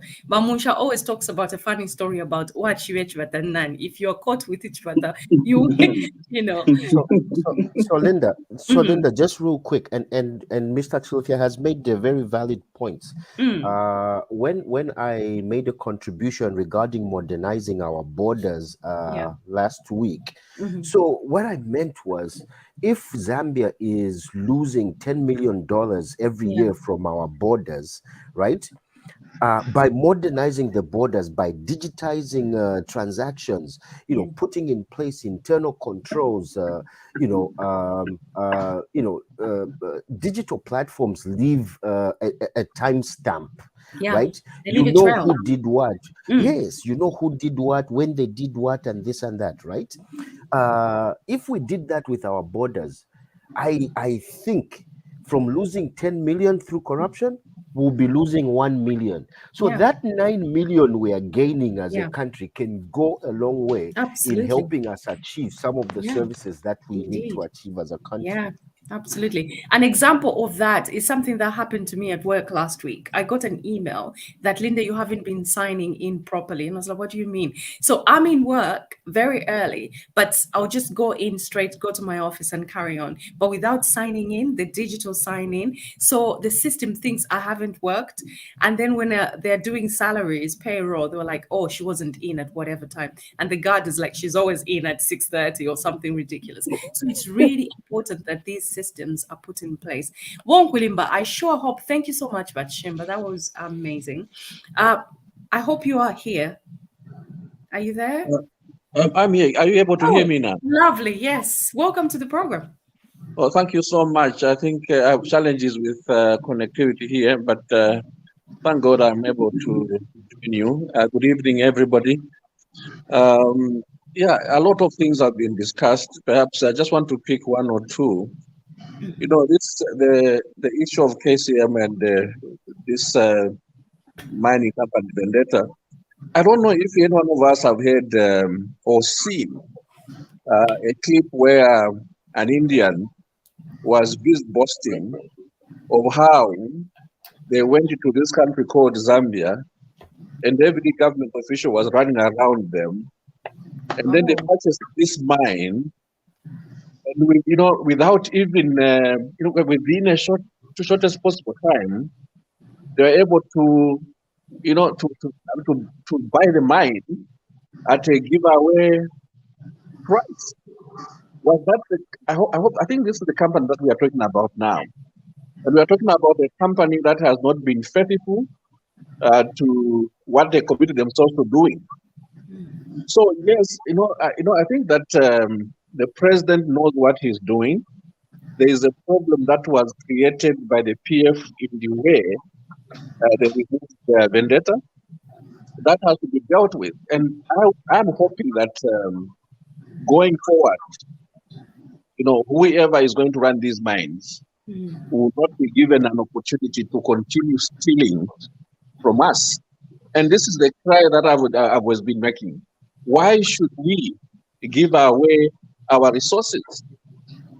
I don't know how is it 15% that was owned by government in terms of shares. Where do you do that? These are our resources. Why should we have 15% shares in our resources? I believe that the president means well, and I think going forward, there are going to be better negotiations so that we can benefit from our own resources. Thank you. The other point that I wanted to make, just to make a comment is my brother who was talking about doing something so that the loopholes for city corruption could be sealed. I think that we have adequate laws in place. The challenge that we have had is leadership that ignores laws, a lawless leadership that does what it wants, regardless of what the law states. And that regime is gone. And I hope that we as Zambians are not going to allow any other regime, to manipulate the law and to do what they want to do at will, regardless of what the law says. There are already procurement procedures that are in place that are not being followed deliberately because people want to steal. Yeah. So I think that's what I can say for the time. Thank you so much. So I think there has to be some stringent regulations to ensure that those systems that are already in place are supposed to be adhered to. Now, I want us to tackle a story that is quite disturbing, actually. I was thinking perhaps we shouldn't discuss it, but there has been an influx of quote unquote freedom of expression by opposition leaders. I'm not even sure you can call them opposition leaders, to be honest. One particularly disturbing one, I found this quite disturbing, about condemning the president's attire. But instead of just saying that, I mean, we are allowed to sort of make reference to people's appearance, it's not a crime or anything. But what followed on was what was disturbing. So this gentleman, I'm not even sure I can call him a gentleman. This man, let's just say this. Male. Don't use man, male. Yeah, the male. He said something along the lines of, this president is he's not leading. Anyway, I won't bring myself to talking about it. I'm going to unleash Wamkelevai on this one. Are you talking about Chirufya Tayari? I was not going to dignify him by mentioning his name. Yes, him. It's him. The young man is being misled. There's some people who are dangling a carrot in front of him, and he follows where the carrot comes from. There's nothing wrong with criticizing anybody, but why make the reference of cows in the criticism? This is what they have been thriving on, trying to negate the president or trying to demonize the president and the tribe he comes from, because we know where this is coming from. But that's why he's using such disrespectful remarks and using examples of cows. And to me, that really drives me crazy. And that's why sometimes I lose it as well. But looking at the caliber of that young man, he is just an empty can that is just opening mouth anyhow. He needs to eat. And he only goes to where the food is given. He's been given some money. He's been paid. But is this right? Is this right for this to carry on? He is not actually. What I can say is that I want to call upon UPND and even just the PF and anybody, any well-meaning Zambian, if at all you respect the president, the incumbent, it is imperative that we defend our president at all costs, because we don't want an individual to disrespect our own president like that. There's no way he can come out and open his mouth like that and demonize and demean the president's attire. The president was not naked. The president had his own attire, and that was okay. But how he just wanted to make either a political statement, but that is stupid, and you cannot. And such people, I would advise that this is where these other senior opposition should come out. Like what I said, Volungu, this is where you come in and talk to these people to say, this is not the politics I want you to exercise. I want you to talk.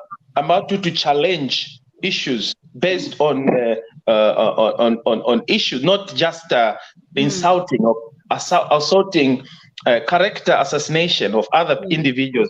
And mind you, HH is no longer a presidential, a party president. He is a party president, but he is not. He is now the incumbent. That's why we call him His Excellency. He's now has the instrument of power. Yeah. So now, do they want to make it? Yes.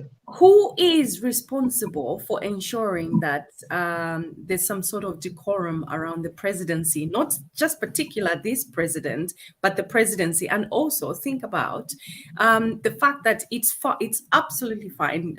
This gentleman is within his it's his right to actually condemn anyone's dressing. But when you start alluding to someone's tribal background, then that becomes dangerous.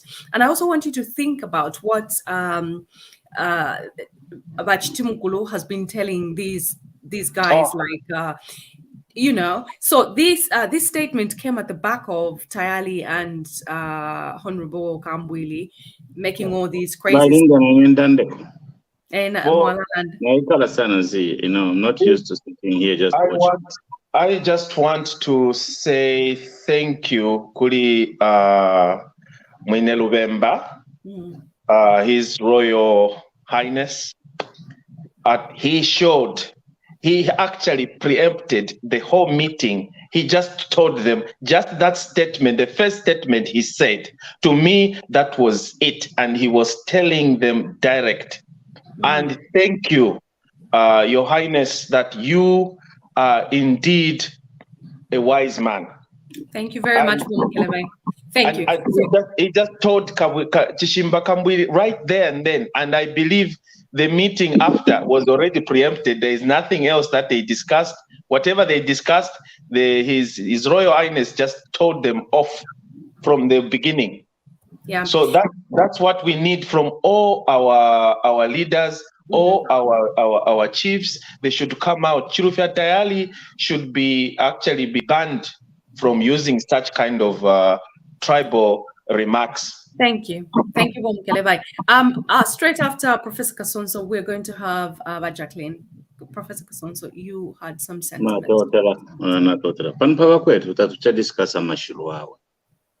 We have to discuss people with a lot of quality and substance.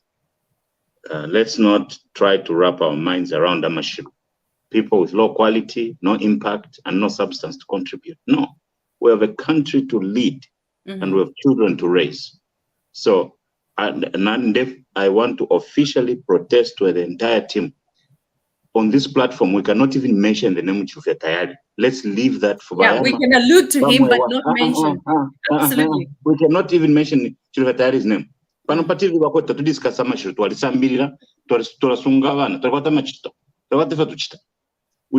to discuss Amashiru. Leave that. When it comes to the public housing, the Zambia has laws. President, kwali bakumuchita kerekecha. Kwali chokerekecha balinda tef. Yes. Kuri twamudrawing na mukadori ka president ka Steve Chabashani. You speak in an indirect language to communicate an encrypted message. That is there. But if you go on the skin of the president to insult the president, you're in deep trouble. I'll give you a practical example. Balungu badire ku Swaziland. Ero baya bafuika kasketi. Kuda kumfumulia kwa taba kashana. Every year ila so wapokana chisungu ya upa. I think kuna balungu bali bateveta.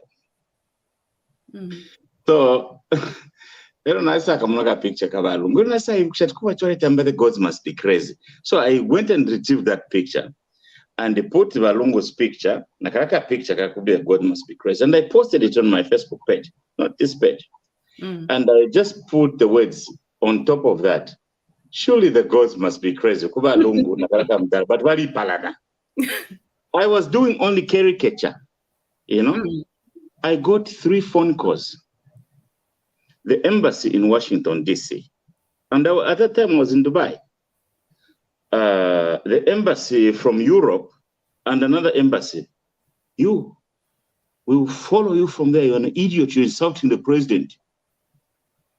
What is the government of Zambia doing with those guys who are directly insulting the president? We are allowed in the media to use satire to represent our views or create a point. The PF never allowed us to do any of that.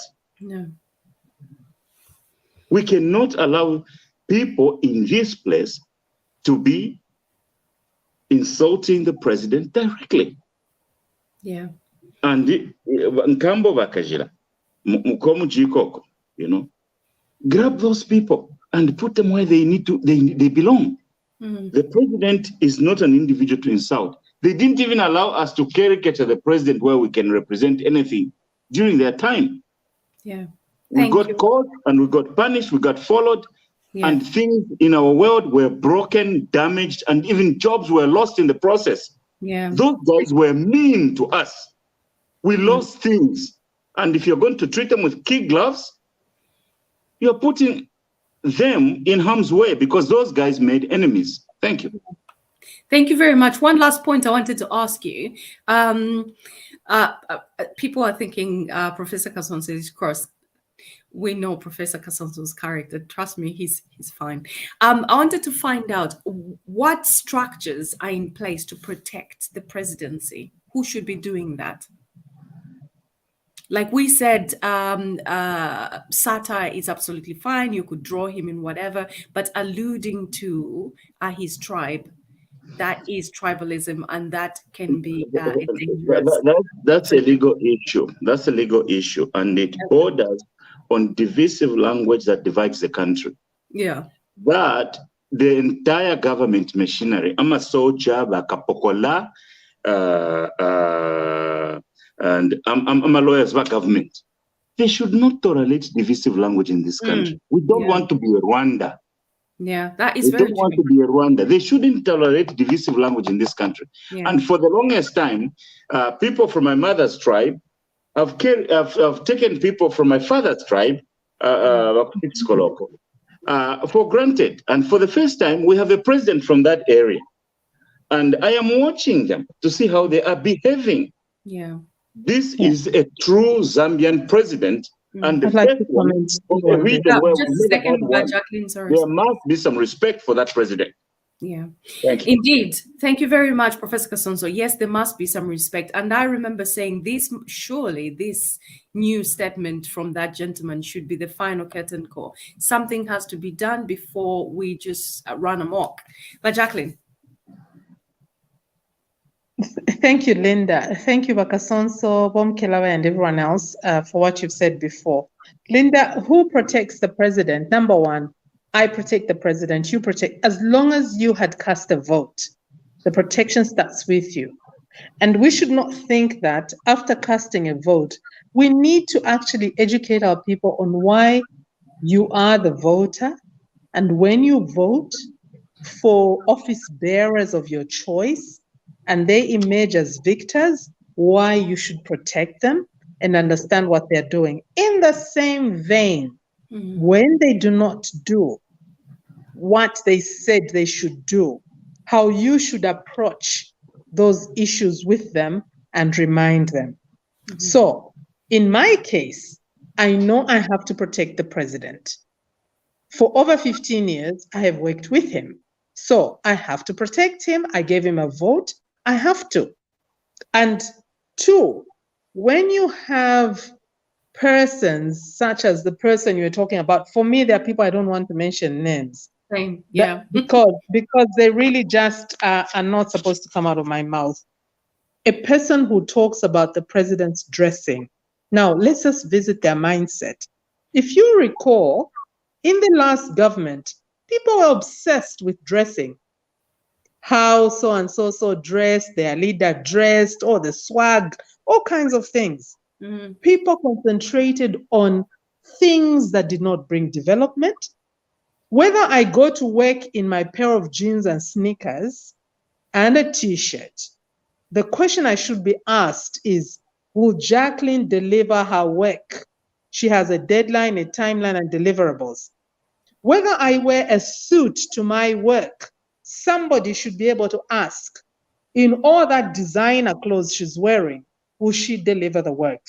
Let's not allow disgruntles to take us back to us focusing on who's wearing designer clothes and who is not. President Hakainde Hichilema has inherited a government that has serious problems, some of which even his ministers cannot talk about. They have to work in the background. Sleepless nights. And I know, and I'm telling you that even right now as we speak, there are people who are working right now. Even the president watches what we are talking about. Right now, he's probably watching and listening, because this is where he draws some of his knowledge and putting it together and saying, what will I do for the people? Then number three, you and I, Linda, and everybody else can complain about their mines. Do you know that if 1 million Zambians came together, okay, with 500 kwacha, how much are we going to have? We can own a mine. Quick calculations. Nigerians that have invested and opened banks in this country, and we know the Nigerian banks or the West African banks. When you go and read about them, it's a group of them that came together, put money together, and said, we're going to take over Africa. Now, back home, we spend time talking. And I am speaking as a former owner of a mine. I owned a mine in Northwestern Province. Wow, that's my amazing. My mine was taken away by the previous government. Gosh. Through the chief, saying that the land was given to me wrongly. That's traditional land. It belongs to the people of Northwestern Province, blah, blah. But you know what that was playing at. And the reason was simple. How can this Zambian lady own a mine? All I did was apply, get a team of explorers from South Africa, and we explored, and we knew what was there. There was a lot of lime and maybe some whatever other minerals, and we're going to help supply Dangote and all other people around, and has happened. So for me, it's time that we stop this game of complaining and learn to come together. And when forums, a lot of forums, even such as the PPD, have been said, let's channel our issues there so that we all find solutions together. Otherwise, us sitting back and just talking and talking, it's not going to help anybody. Let's act. Thank you. Let's act. That's the message we should take from that. Instead of just sitting around, we need to act. You know, you always laugh when I say that if you're not doing anything, it's like winking at a girl in the dark and expecting her to notice you. But it doesn't work like that. But Shembo is. But Shembo was winking in the dark, but when you take. Linda, I beg to differ. Maybe the girl might be wearing night goggles and she will see the How many girls wear night goggles? No, but I love the wisdom by my sister Jacqueline. She's nailed it. But in furtherance of that, I think we We need a total mindset shift. Okay, we need to start believing in ourselves. She spoke about Nigerians investing back home, and she asked a very critical question: how much would it cost to run a mine? If 1 million Zambians came together with 50 kwacha, that's 50 million. Is that what is needed to run the mine? I'm just giving examples here. Yeah. Okay. Let's just say, how many Zambians do we have in the diaspora that can come up with $10 million over what period of time? How many Zambians do we have in Zambia that can come up with $5 million? We, as Zambians, take the ownership. Guys, nobody is going to develop our country than us. Nobody. Nobody. Right? The advent of the UPND government is a breath of fresh hope. Fresh hope that what was wrongly done by the Patriotic Front will go away. These guys are bringing in new ways of doing things, new ideas. How can we play a role in making sure that, one, the opportunities that exist for Zambians are maximized by us as Zambians? The reason I advocate for Zambian-owned businesses to have a larger play in the economy is that money stays in Zambia. That money will employ more Zambians. That money will bring innovation. That money will increase the skill sets of us as Zambians. In Atlanta, Georgia, 500 Kenyans came together and they decided to start investing in Kenya. The first big project was a beautiful, beautiful hotel. 500 Kenyans. Why can't we, as Zambians, do that? The culture that we have grown up with needs to be shed off. It needs to be shed off. You see that? We can do this. We need a start. We need policies that favor us as Zambians. And this, the UPND government must work on. You see, you and I send our monies individually for projects to sponsor kids to school and this and that. In 2017, Zambians in the diaspora sent $3.2 billion to Zambia, according to Western Union. You see why I advocate for Zamstat? It's because we need this information, right? This money is $3 billion is sent in 2017. Where did it go? What was it sent for? What about this? How can we, as the Zambian government, trap this and turn it into paradise? We need to be looking each other in the eyes. Linda, Makasonso, if you're wrong, I need to look at you and say, hey, you're wrong here. I think we need to do it this way without you becoming emotional. You understand? Because that's the only way people we are going to develop. Otherwise, we'll just be talking and talking and talking. Yeah. It's very, very frustrating. We need to be action-oriented. Absolutely. Action-oriented. I love that. We need to be action-oriented. And just to add on that action, at the Indawa, I'll forward you this summary of what transpired. So the president did itemize step by step how that ability to be action oriented is going to be done. So that is quite perfectly put, actually. Bachilufia, what do you want to allude to before we move on to the last point? Thank you, Linda. I think you all have seen a video of a Nigerian guy talking about the power of the diaspora. And the diaspora, I've always said this on so many platforms, and I even said it when we had the meeting with HH. There's never been a president in the history of Zambia who's been supported by the diaspora than this president. And the UPND government apparently has got a diaspora policy. And HH calls the diaspora as the 11th province. But Linda, you've heard what my brother Shimba said. Zambians remitted $3.2 billion to Zambia. And not only that, the resource, the human resource that the diaspora has is immense. And if HH and the government cannot leverage this, then they're gonna lose a lot. And let me go further and mention the diaspora can be the solution to most of the problems Zambia is facing now. And Shimba mentioned about the Kenyans. I know about those Kenyans, and I know some of them.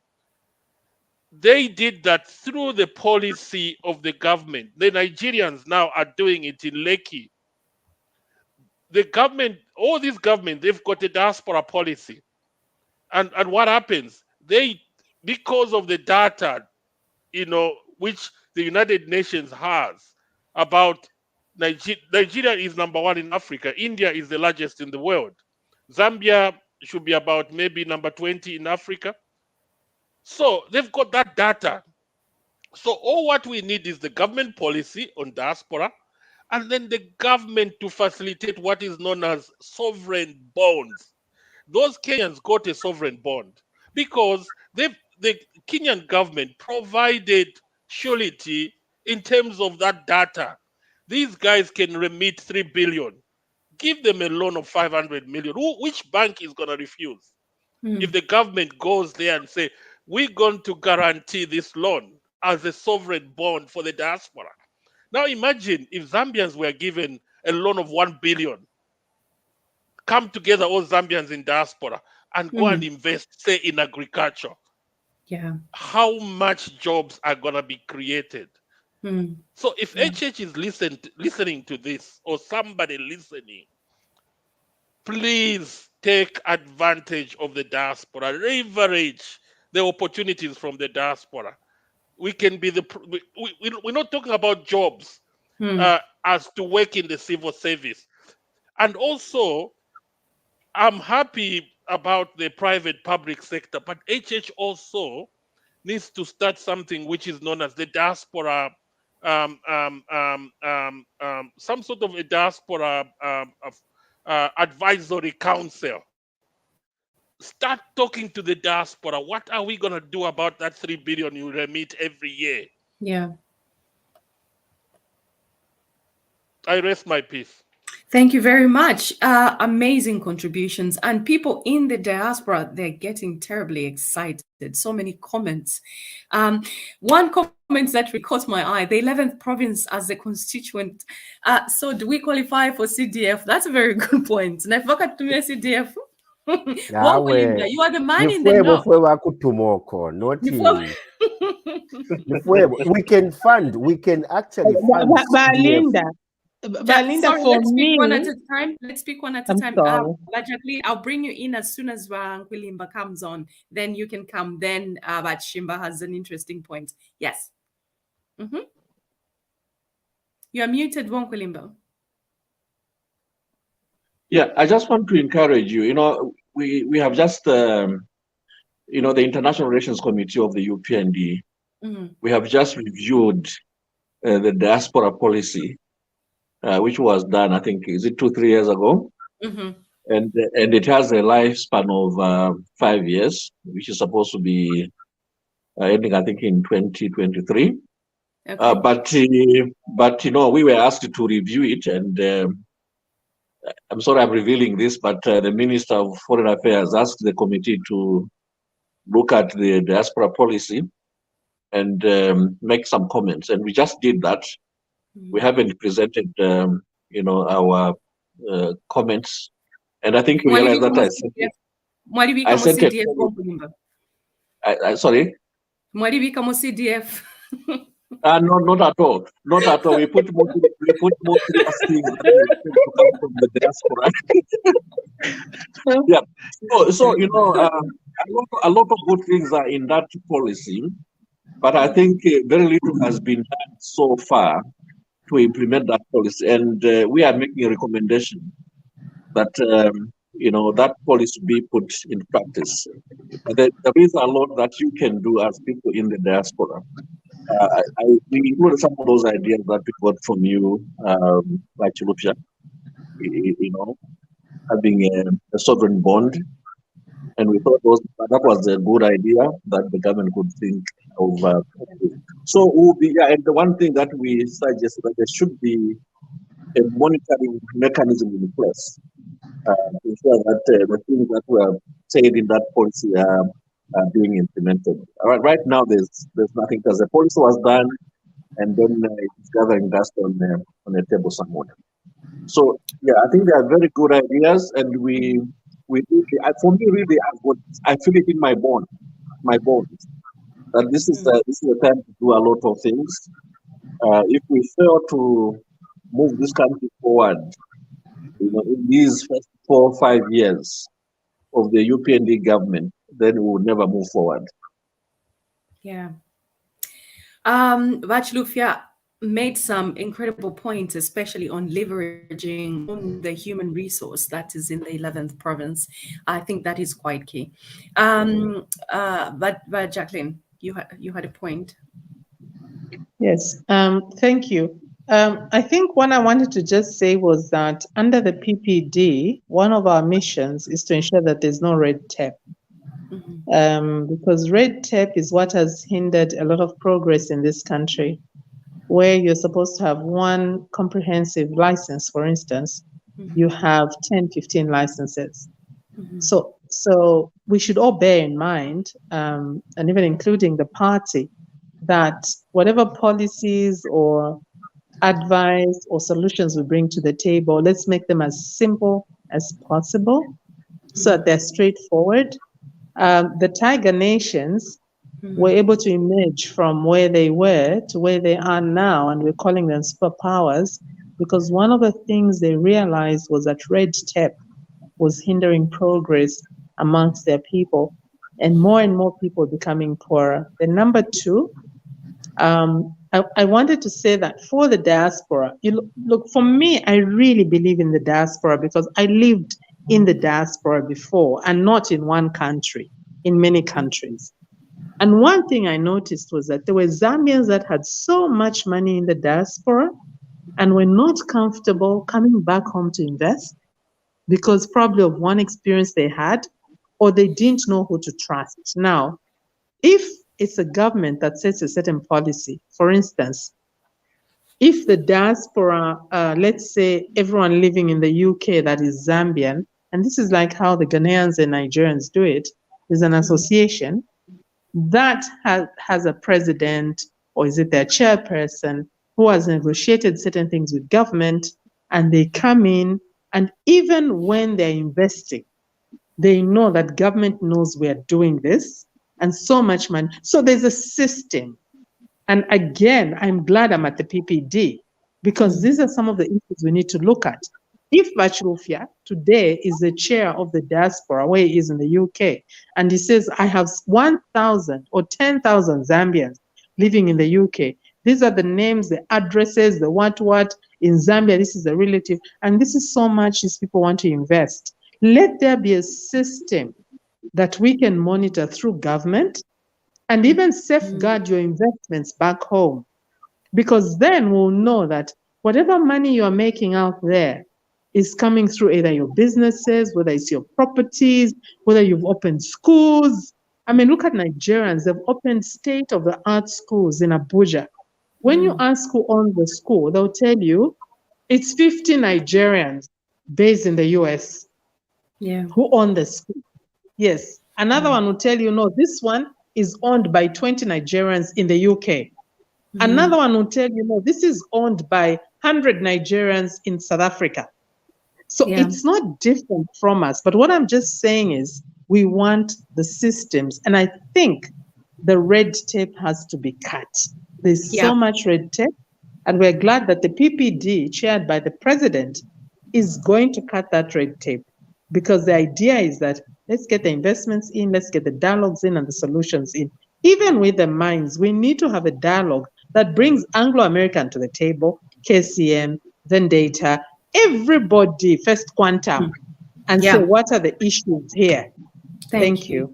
Absolutely. Thank you very much. So we'll have Shimba, then Professor Kasonso. Then I need to add in Bomklevai, if you have a sentiment on that issue. Thank you, Linda. You posted and asked if the diaspora can receive CDF. My point, I know it was a joke, but here's how we in the diaspora can fund CDF.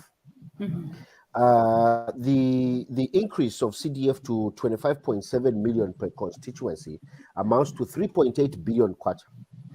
That's $214 million. Okay, here's how we can fund that in the diaspora. We send money to our relatives through Western Union, through World Remit, and maybe other services I'm not aware about. Yeah, you may be inadvertently advertising those companies. They will need to give us 10%.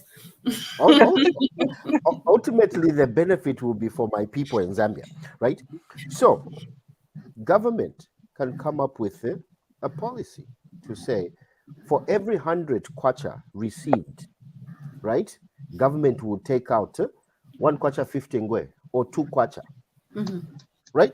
If I send 18,000 kwacha to my mother, they do the math and say, oh, we are taking out 560 kwacha. That, after 1 year, for every Zambian that sends money, is a lot of money. That's how we Zambians who love our country, ichalo chesu twalichitemwa. That's why tulipa radio lero, tulelanda, tulefunye chifuku shifimbi fichitika tefyo, because nangu twaikala mu fyalo fino imitoto yesu ilepe makuzambia. If there's a country I would love to see develop, it's my country. Yeah. You see that? There's a point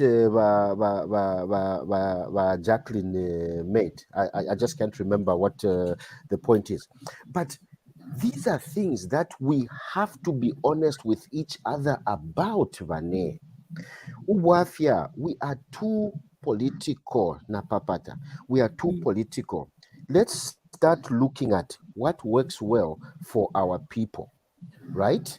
How does this work? I know there's need for a cultural shift, a mindset shift, but it has to start from somewhere. How about if we start looking at, guys, let's not look at development in a 5-year context, because trust me, there's never ever going to be a government in Zambia that's going to develop the country the way we want it in 5 years. Development is a process. Absolutely. But it has a starting point. Where does it start from? I would advocate for the UPND government to sit today and say, which sector can we start with and clean it up in such a way that it creates a blueprint? Yeah. Once we are satisfied with that sector, we can say, hey guys, we created a blueprint. Now let's adapt this blueprint in other sectors. It's going to take us years, but guess what? My unborn grandchildren, great-grandchildren are going to find a country that is well developed. And real quick, but if you touched on it, guys, it's just a fact that if we don't have a system in place, if we don't have processes in place, if we don't have procedures in place, this is a pipe dream. We need, when we identify that one sector, we need to identify what is it that this sector is good at and for. How do we establish proper processes, proper systems, proper structures? Those are the things we need to do. We can start from somewhere. I'll stop right here. Thanks. Thank you very much. Thank you so much. Amazing. Problem Muzambe twakwata. 1, twalikwatisa n'obufi. 2, bunangani. 3, jealous. Katwishinga ni bakaunda abalengera ati tukwate emitima ebifi We come, we are so educated. We are very educated. Zambians are the most smartest species on this planet. But look at the ideas that we have. We can actually put the man on the moon with these ideas. We are the best. However, like you have said, we have these repugnant customary laws that are busy dragging us down. Ichifukushi, Ulupatanyo. Look at the people that we entrust with authority. Look at what they do to the so little bit of authority we give them. They abuse it. Even when we trusted them to say, here you are, we are giving you this platform. So, Ayomlela and Amaplana, we know they are very nice. Problem, Phiri Papa. Even us when they're in the diaspora, we want to be, it's like me, myself, and I. Balambona Shani, how? It is mine, not our. We cannot say that. We cannot even do that. No. We are going to start. We can start even donating money to Tuale Kuchalo Chesu, doing whatever. But at the end of the day, I don't know the mindset that we have. It's true that Shimbana Varandaka to feel to change the mindset. And what Jacqueline put a very good point where we have to remove red, whatever she called them. What was that she said? Red tape. The red tapes.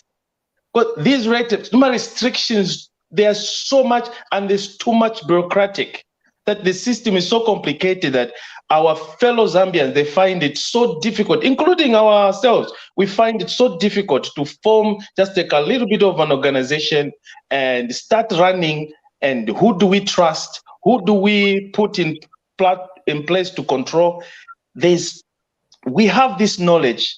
Unfortunately, we need to implement some of these ideas. Ideas yenatualikwata. Yeah. No matter problem. Ubu fi. Tukaleke.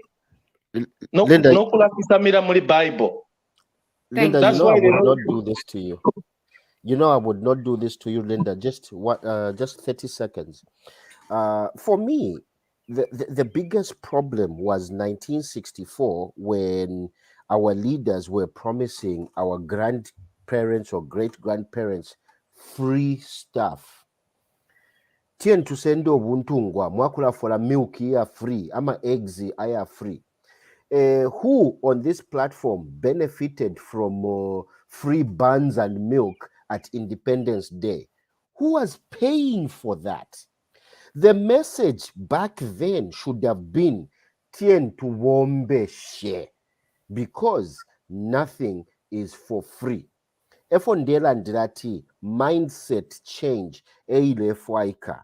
Na ulala 02 phone ya alila chirishani wamdara ntumine nkofeka $100. Okay.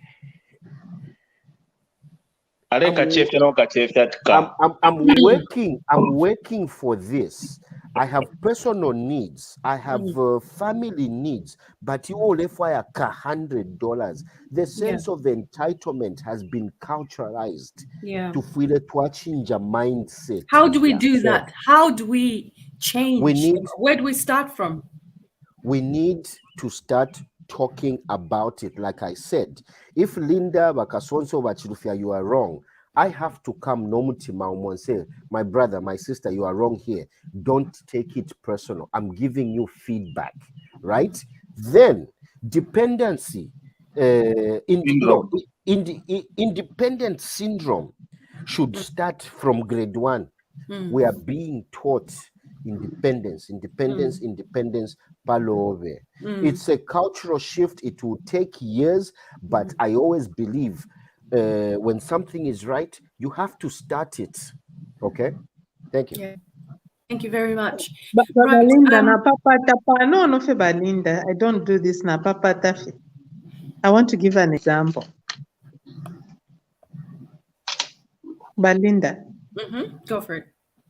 Okay, so this country called Zambia is extremely rich. Okay, so it doesn't matter if there are free things. ba Botswana balikuwa tama diamonds. Botswana, me, I went to school with colleagues who came from Botswana in the universities I went to.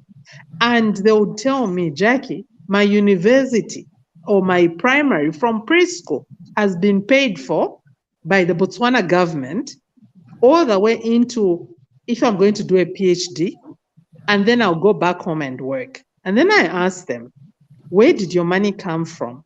And they said, but don't you know, our country has copper. Hey, Wena, Akiri, you don't know we have copper where we come, we have diamonds where we come from. So we should not feel ashamed or worried if there's something that is free. When you look back pre-independence or at independence, when I went to a welfare in Zambia in the 70s, where we were given an egg, boiled milk, and eat some more biscuit, that was paid for by our copper mines. If you read carefully in the history, and it wasn't money that you would save in a kaunda wasted. So even today, imagine suddenly there's a scramble for Zambian mines. Can't that tell us something? I think our big fight, or even not a fight, a dialogue with our government through the president should be that, can we own these mines 50-50 like Botswana has done? Then it means that we're going to have so much income coming back into our treasury that even tomorrow when we wake up and say, added to free education, abana b'esukulu nga bafika kachelo, tukalaba pera kweli nilimo, na kakapa kanono ka boiled milk. So at calcium, protein system, yani na in case kunga ndo mwana talia. Mamona, it's going to happen. Before we know it, we'll be saying, we can send more students, Zambian students on scholarships abroad, sponsored by the government. Ngababa 1,000 number, we're probably going to say, we're going to take that number to 5,000.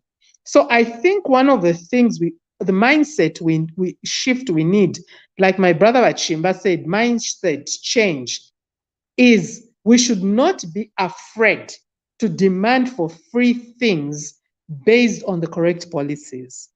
Thank you. Thank you very much, Jacqueline. I'm just aware of the time, and we have Monday morning, which is full-time crazy hours. This is why I was kind of literally just cutting corners a little bit. I apologize, but we have to do this. The last program, we went over 3.5 hours, which is just, but we have so much to talk about, and these are important issues. Sundays are always quite interesting. But Patrick, could you do me a favor and take notes this phone number so that we can get in touch with Creators Nyumba, please? If you can do that, that would be amazing.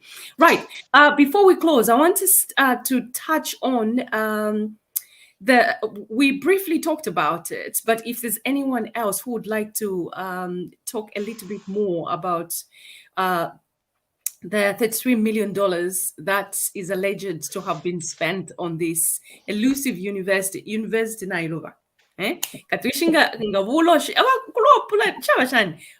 At Mulino Vlosh, I don't know how a whole professor has been reduced to making speculations that someone went at night picking up Fosholo and they dug up a whole university. I mean, what is going on? What is going on? Yeah, Busholi. Yeah, so I wanted to introduce Vlosh. Busholi and Vuloi. You know, Busholi in Lozi, in Busholi. You know Busholi? Wukabolala. Aha. This is what we've been talking about. Here is the professor. You know, twaliba pero mchinshi bali sambirira. Mwamona. Nomba kusafika kwamba okupera ama excuse ya ife. University ya Luba. Indalama sha Luba. Tamwishi beyokurchiri. Kuepusha bambo kulaba bike.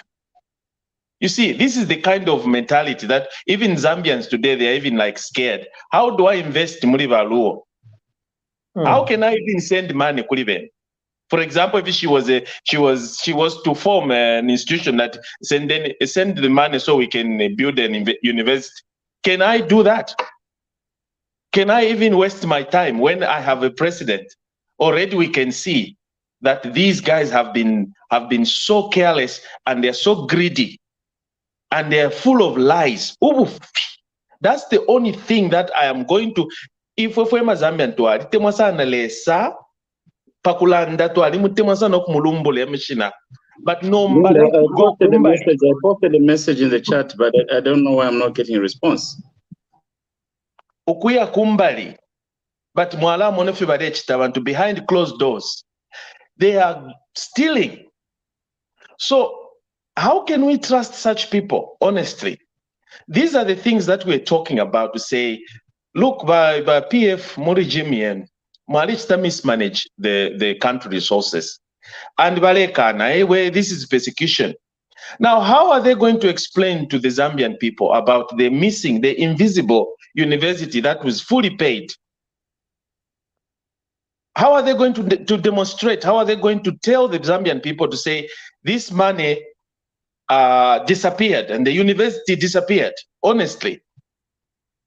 So you can tell from this to say, Ababantu TVBAKWETU, they had no Zambia at heart. Indeed. That's why they had no Zambian at heart. They don't even care whether they want to send other people's children to university or to school to educate people from Luapula.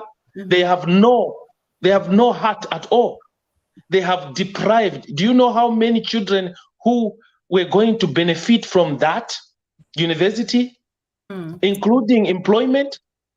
But instead, because they were so centered on greediness and selfish, and they were looking at how do I siphon from this institution, they got the money and shared. So shame on them. They should feel, and to feel it to have shame. And please, let's investigate and find whoever was involved.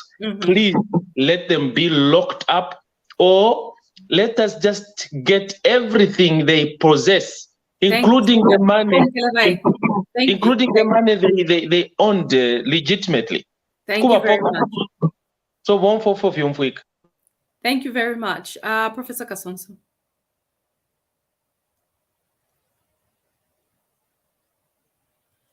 Professor Kasonso, are you there?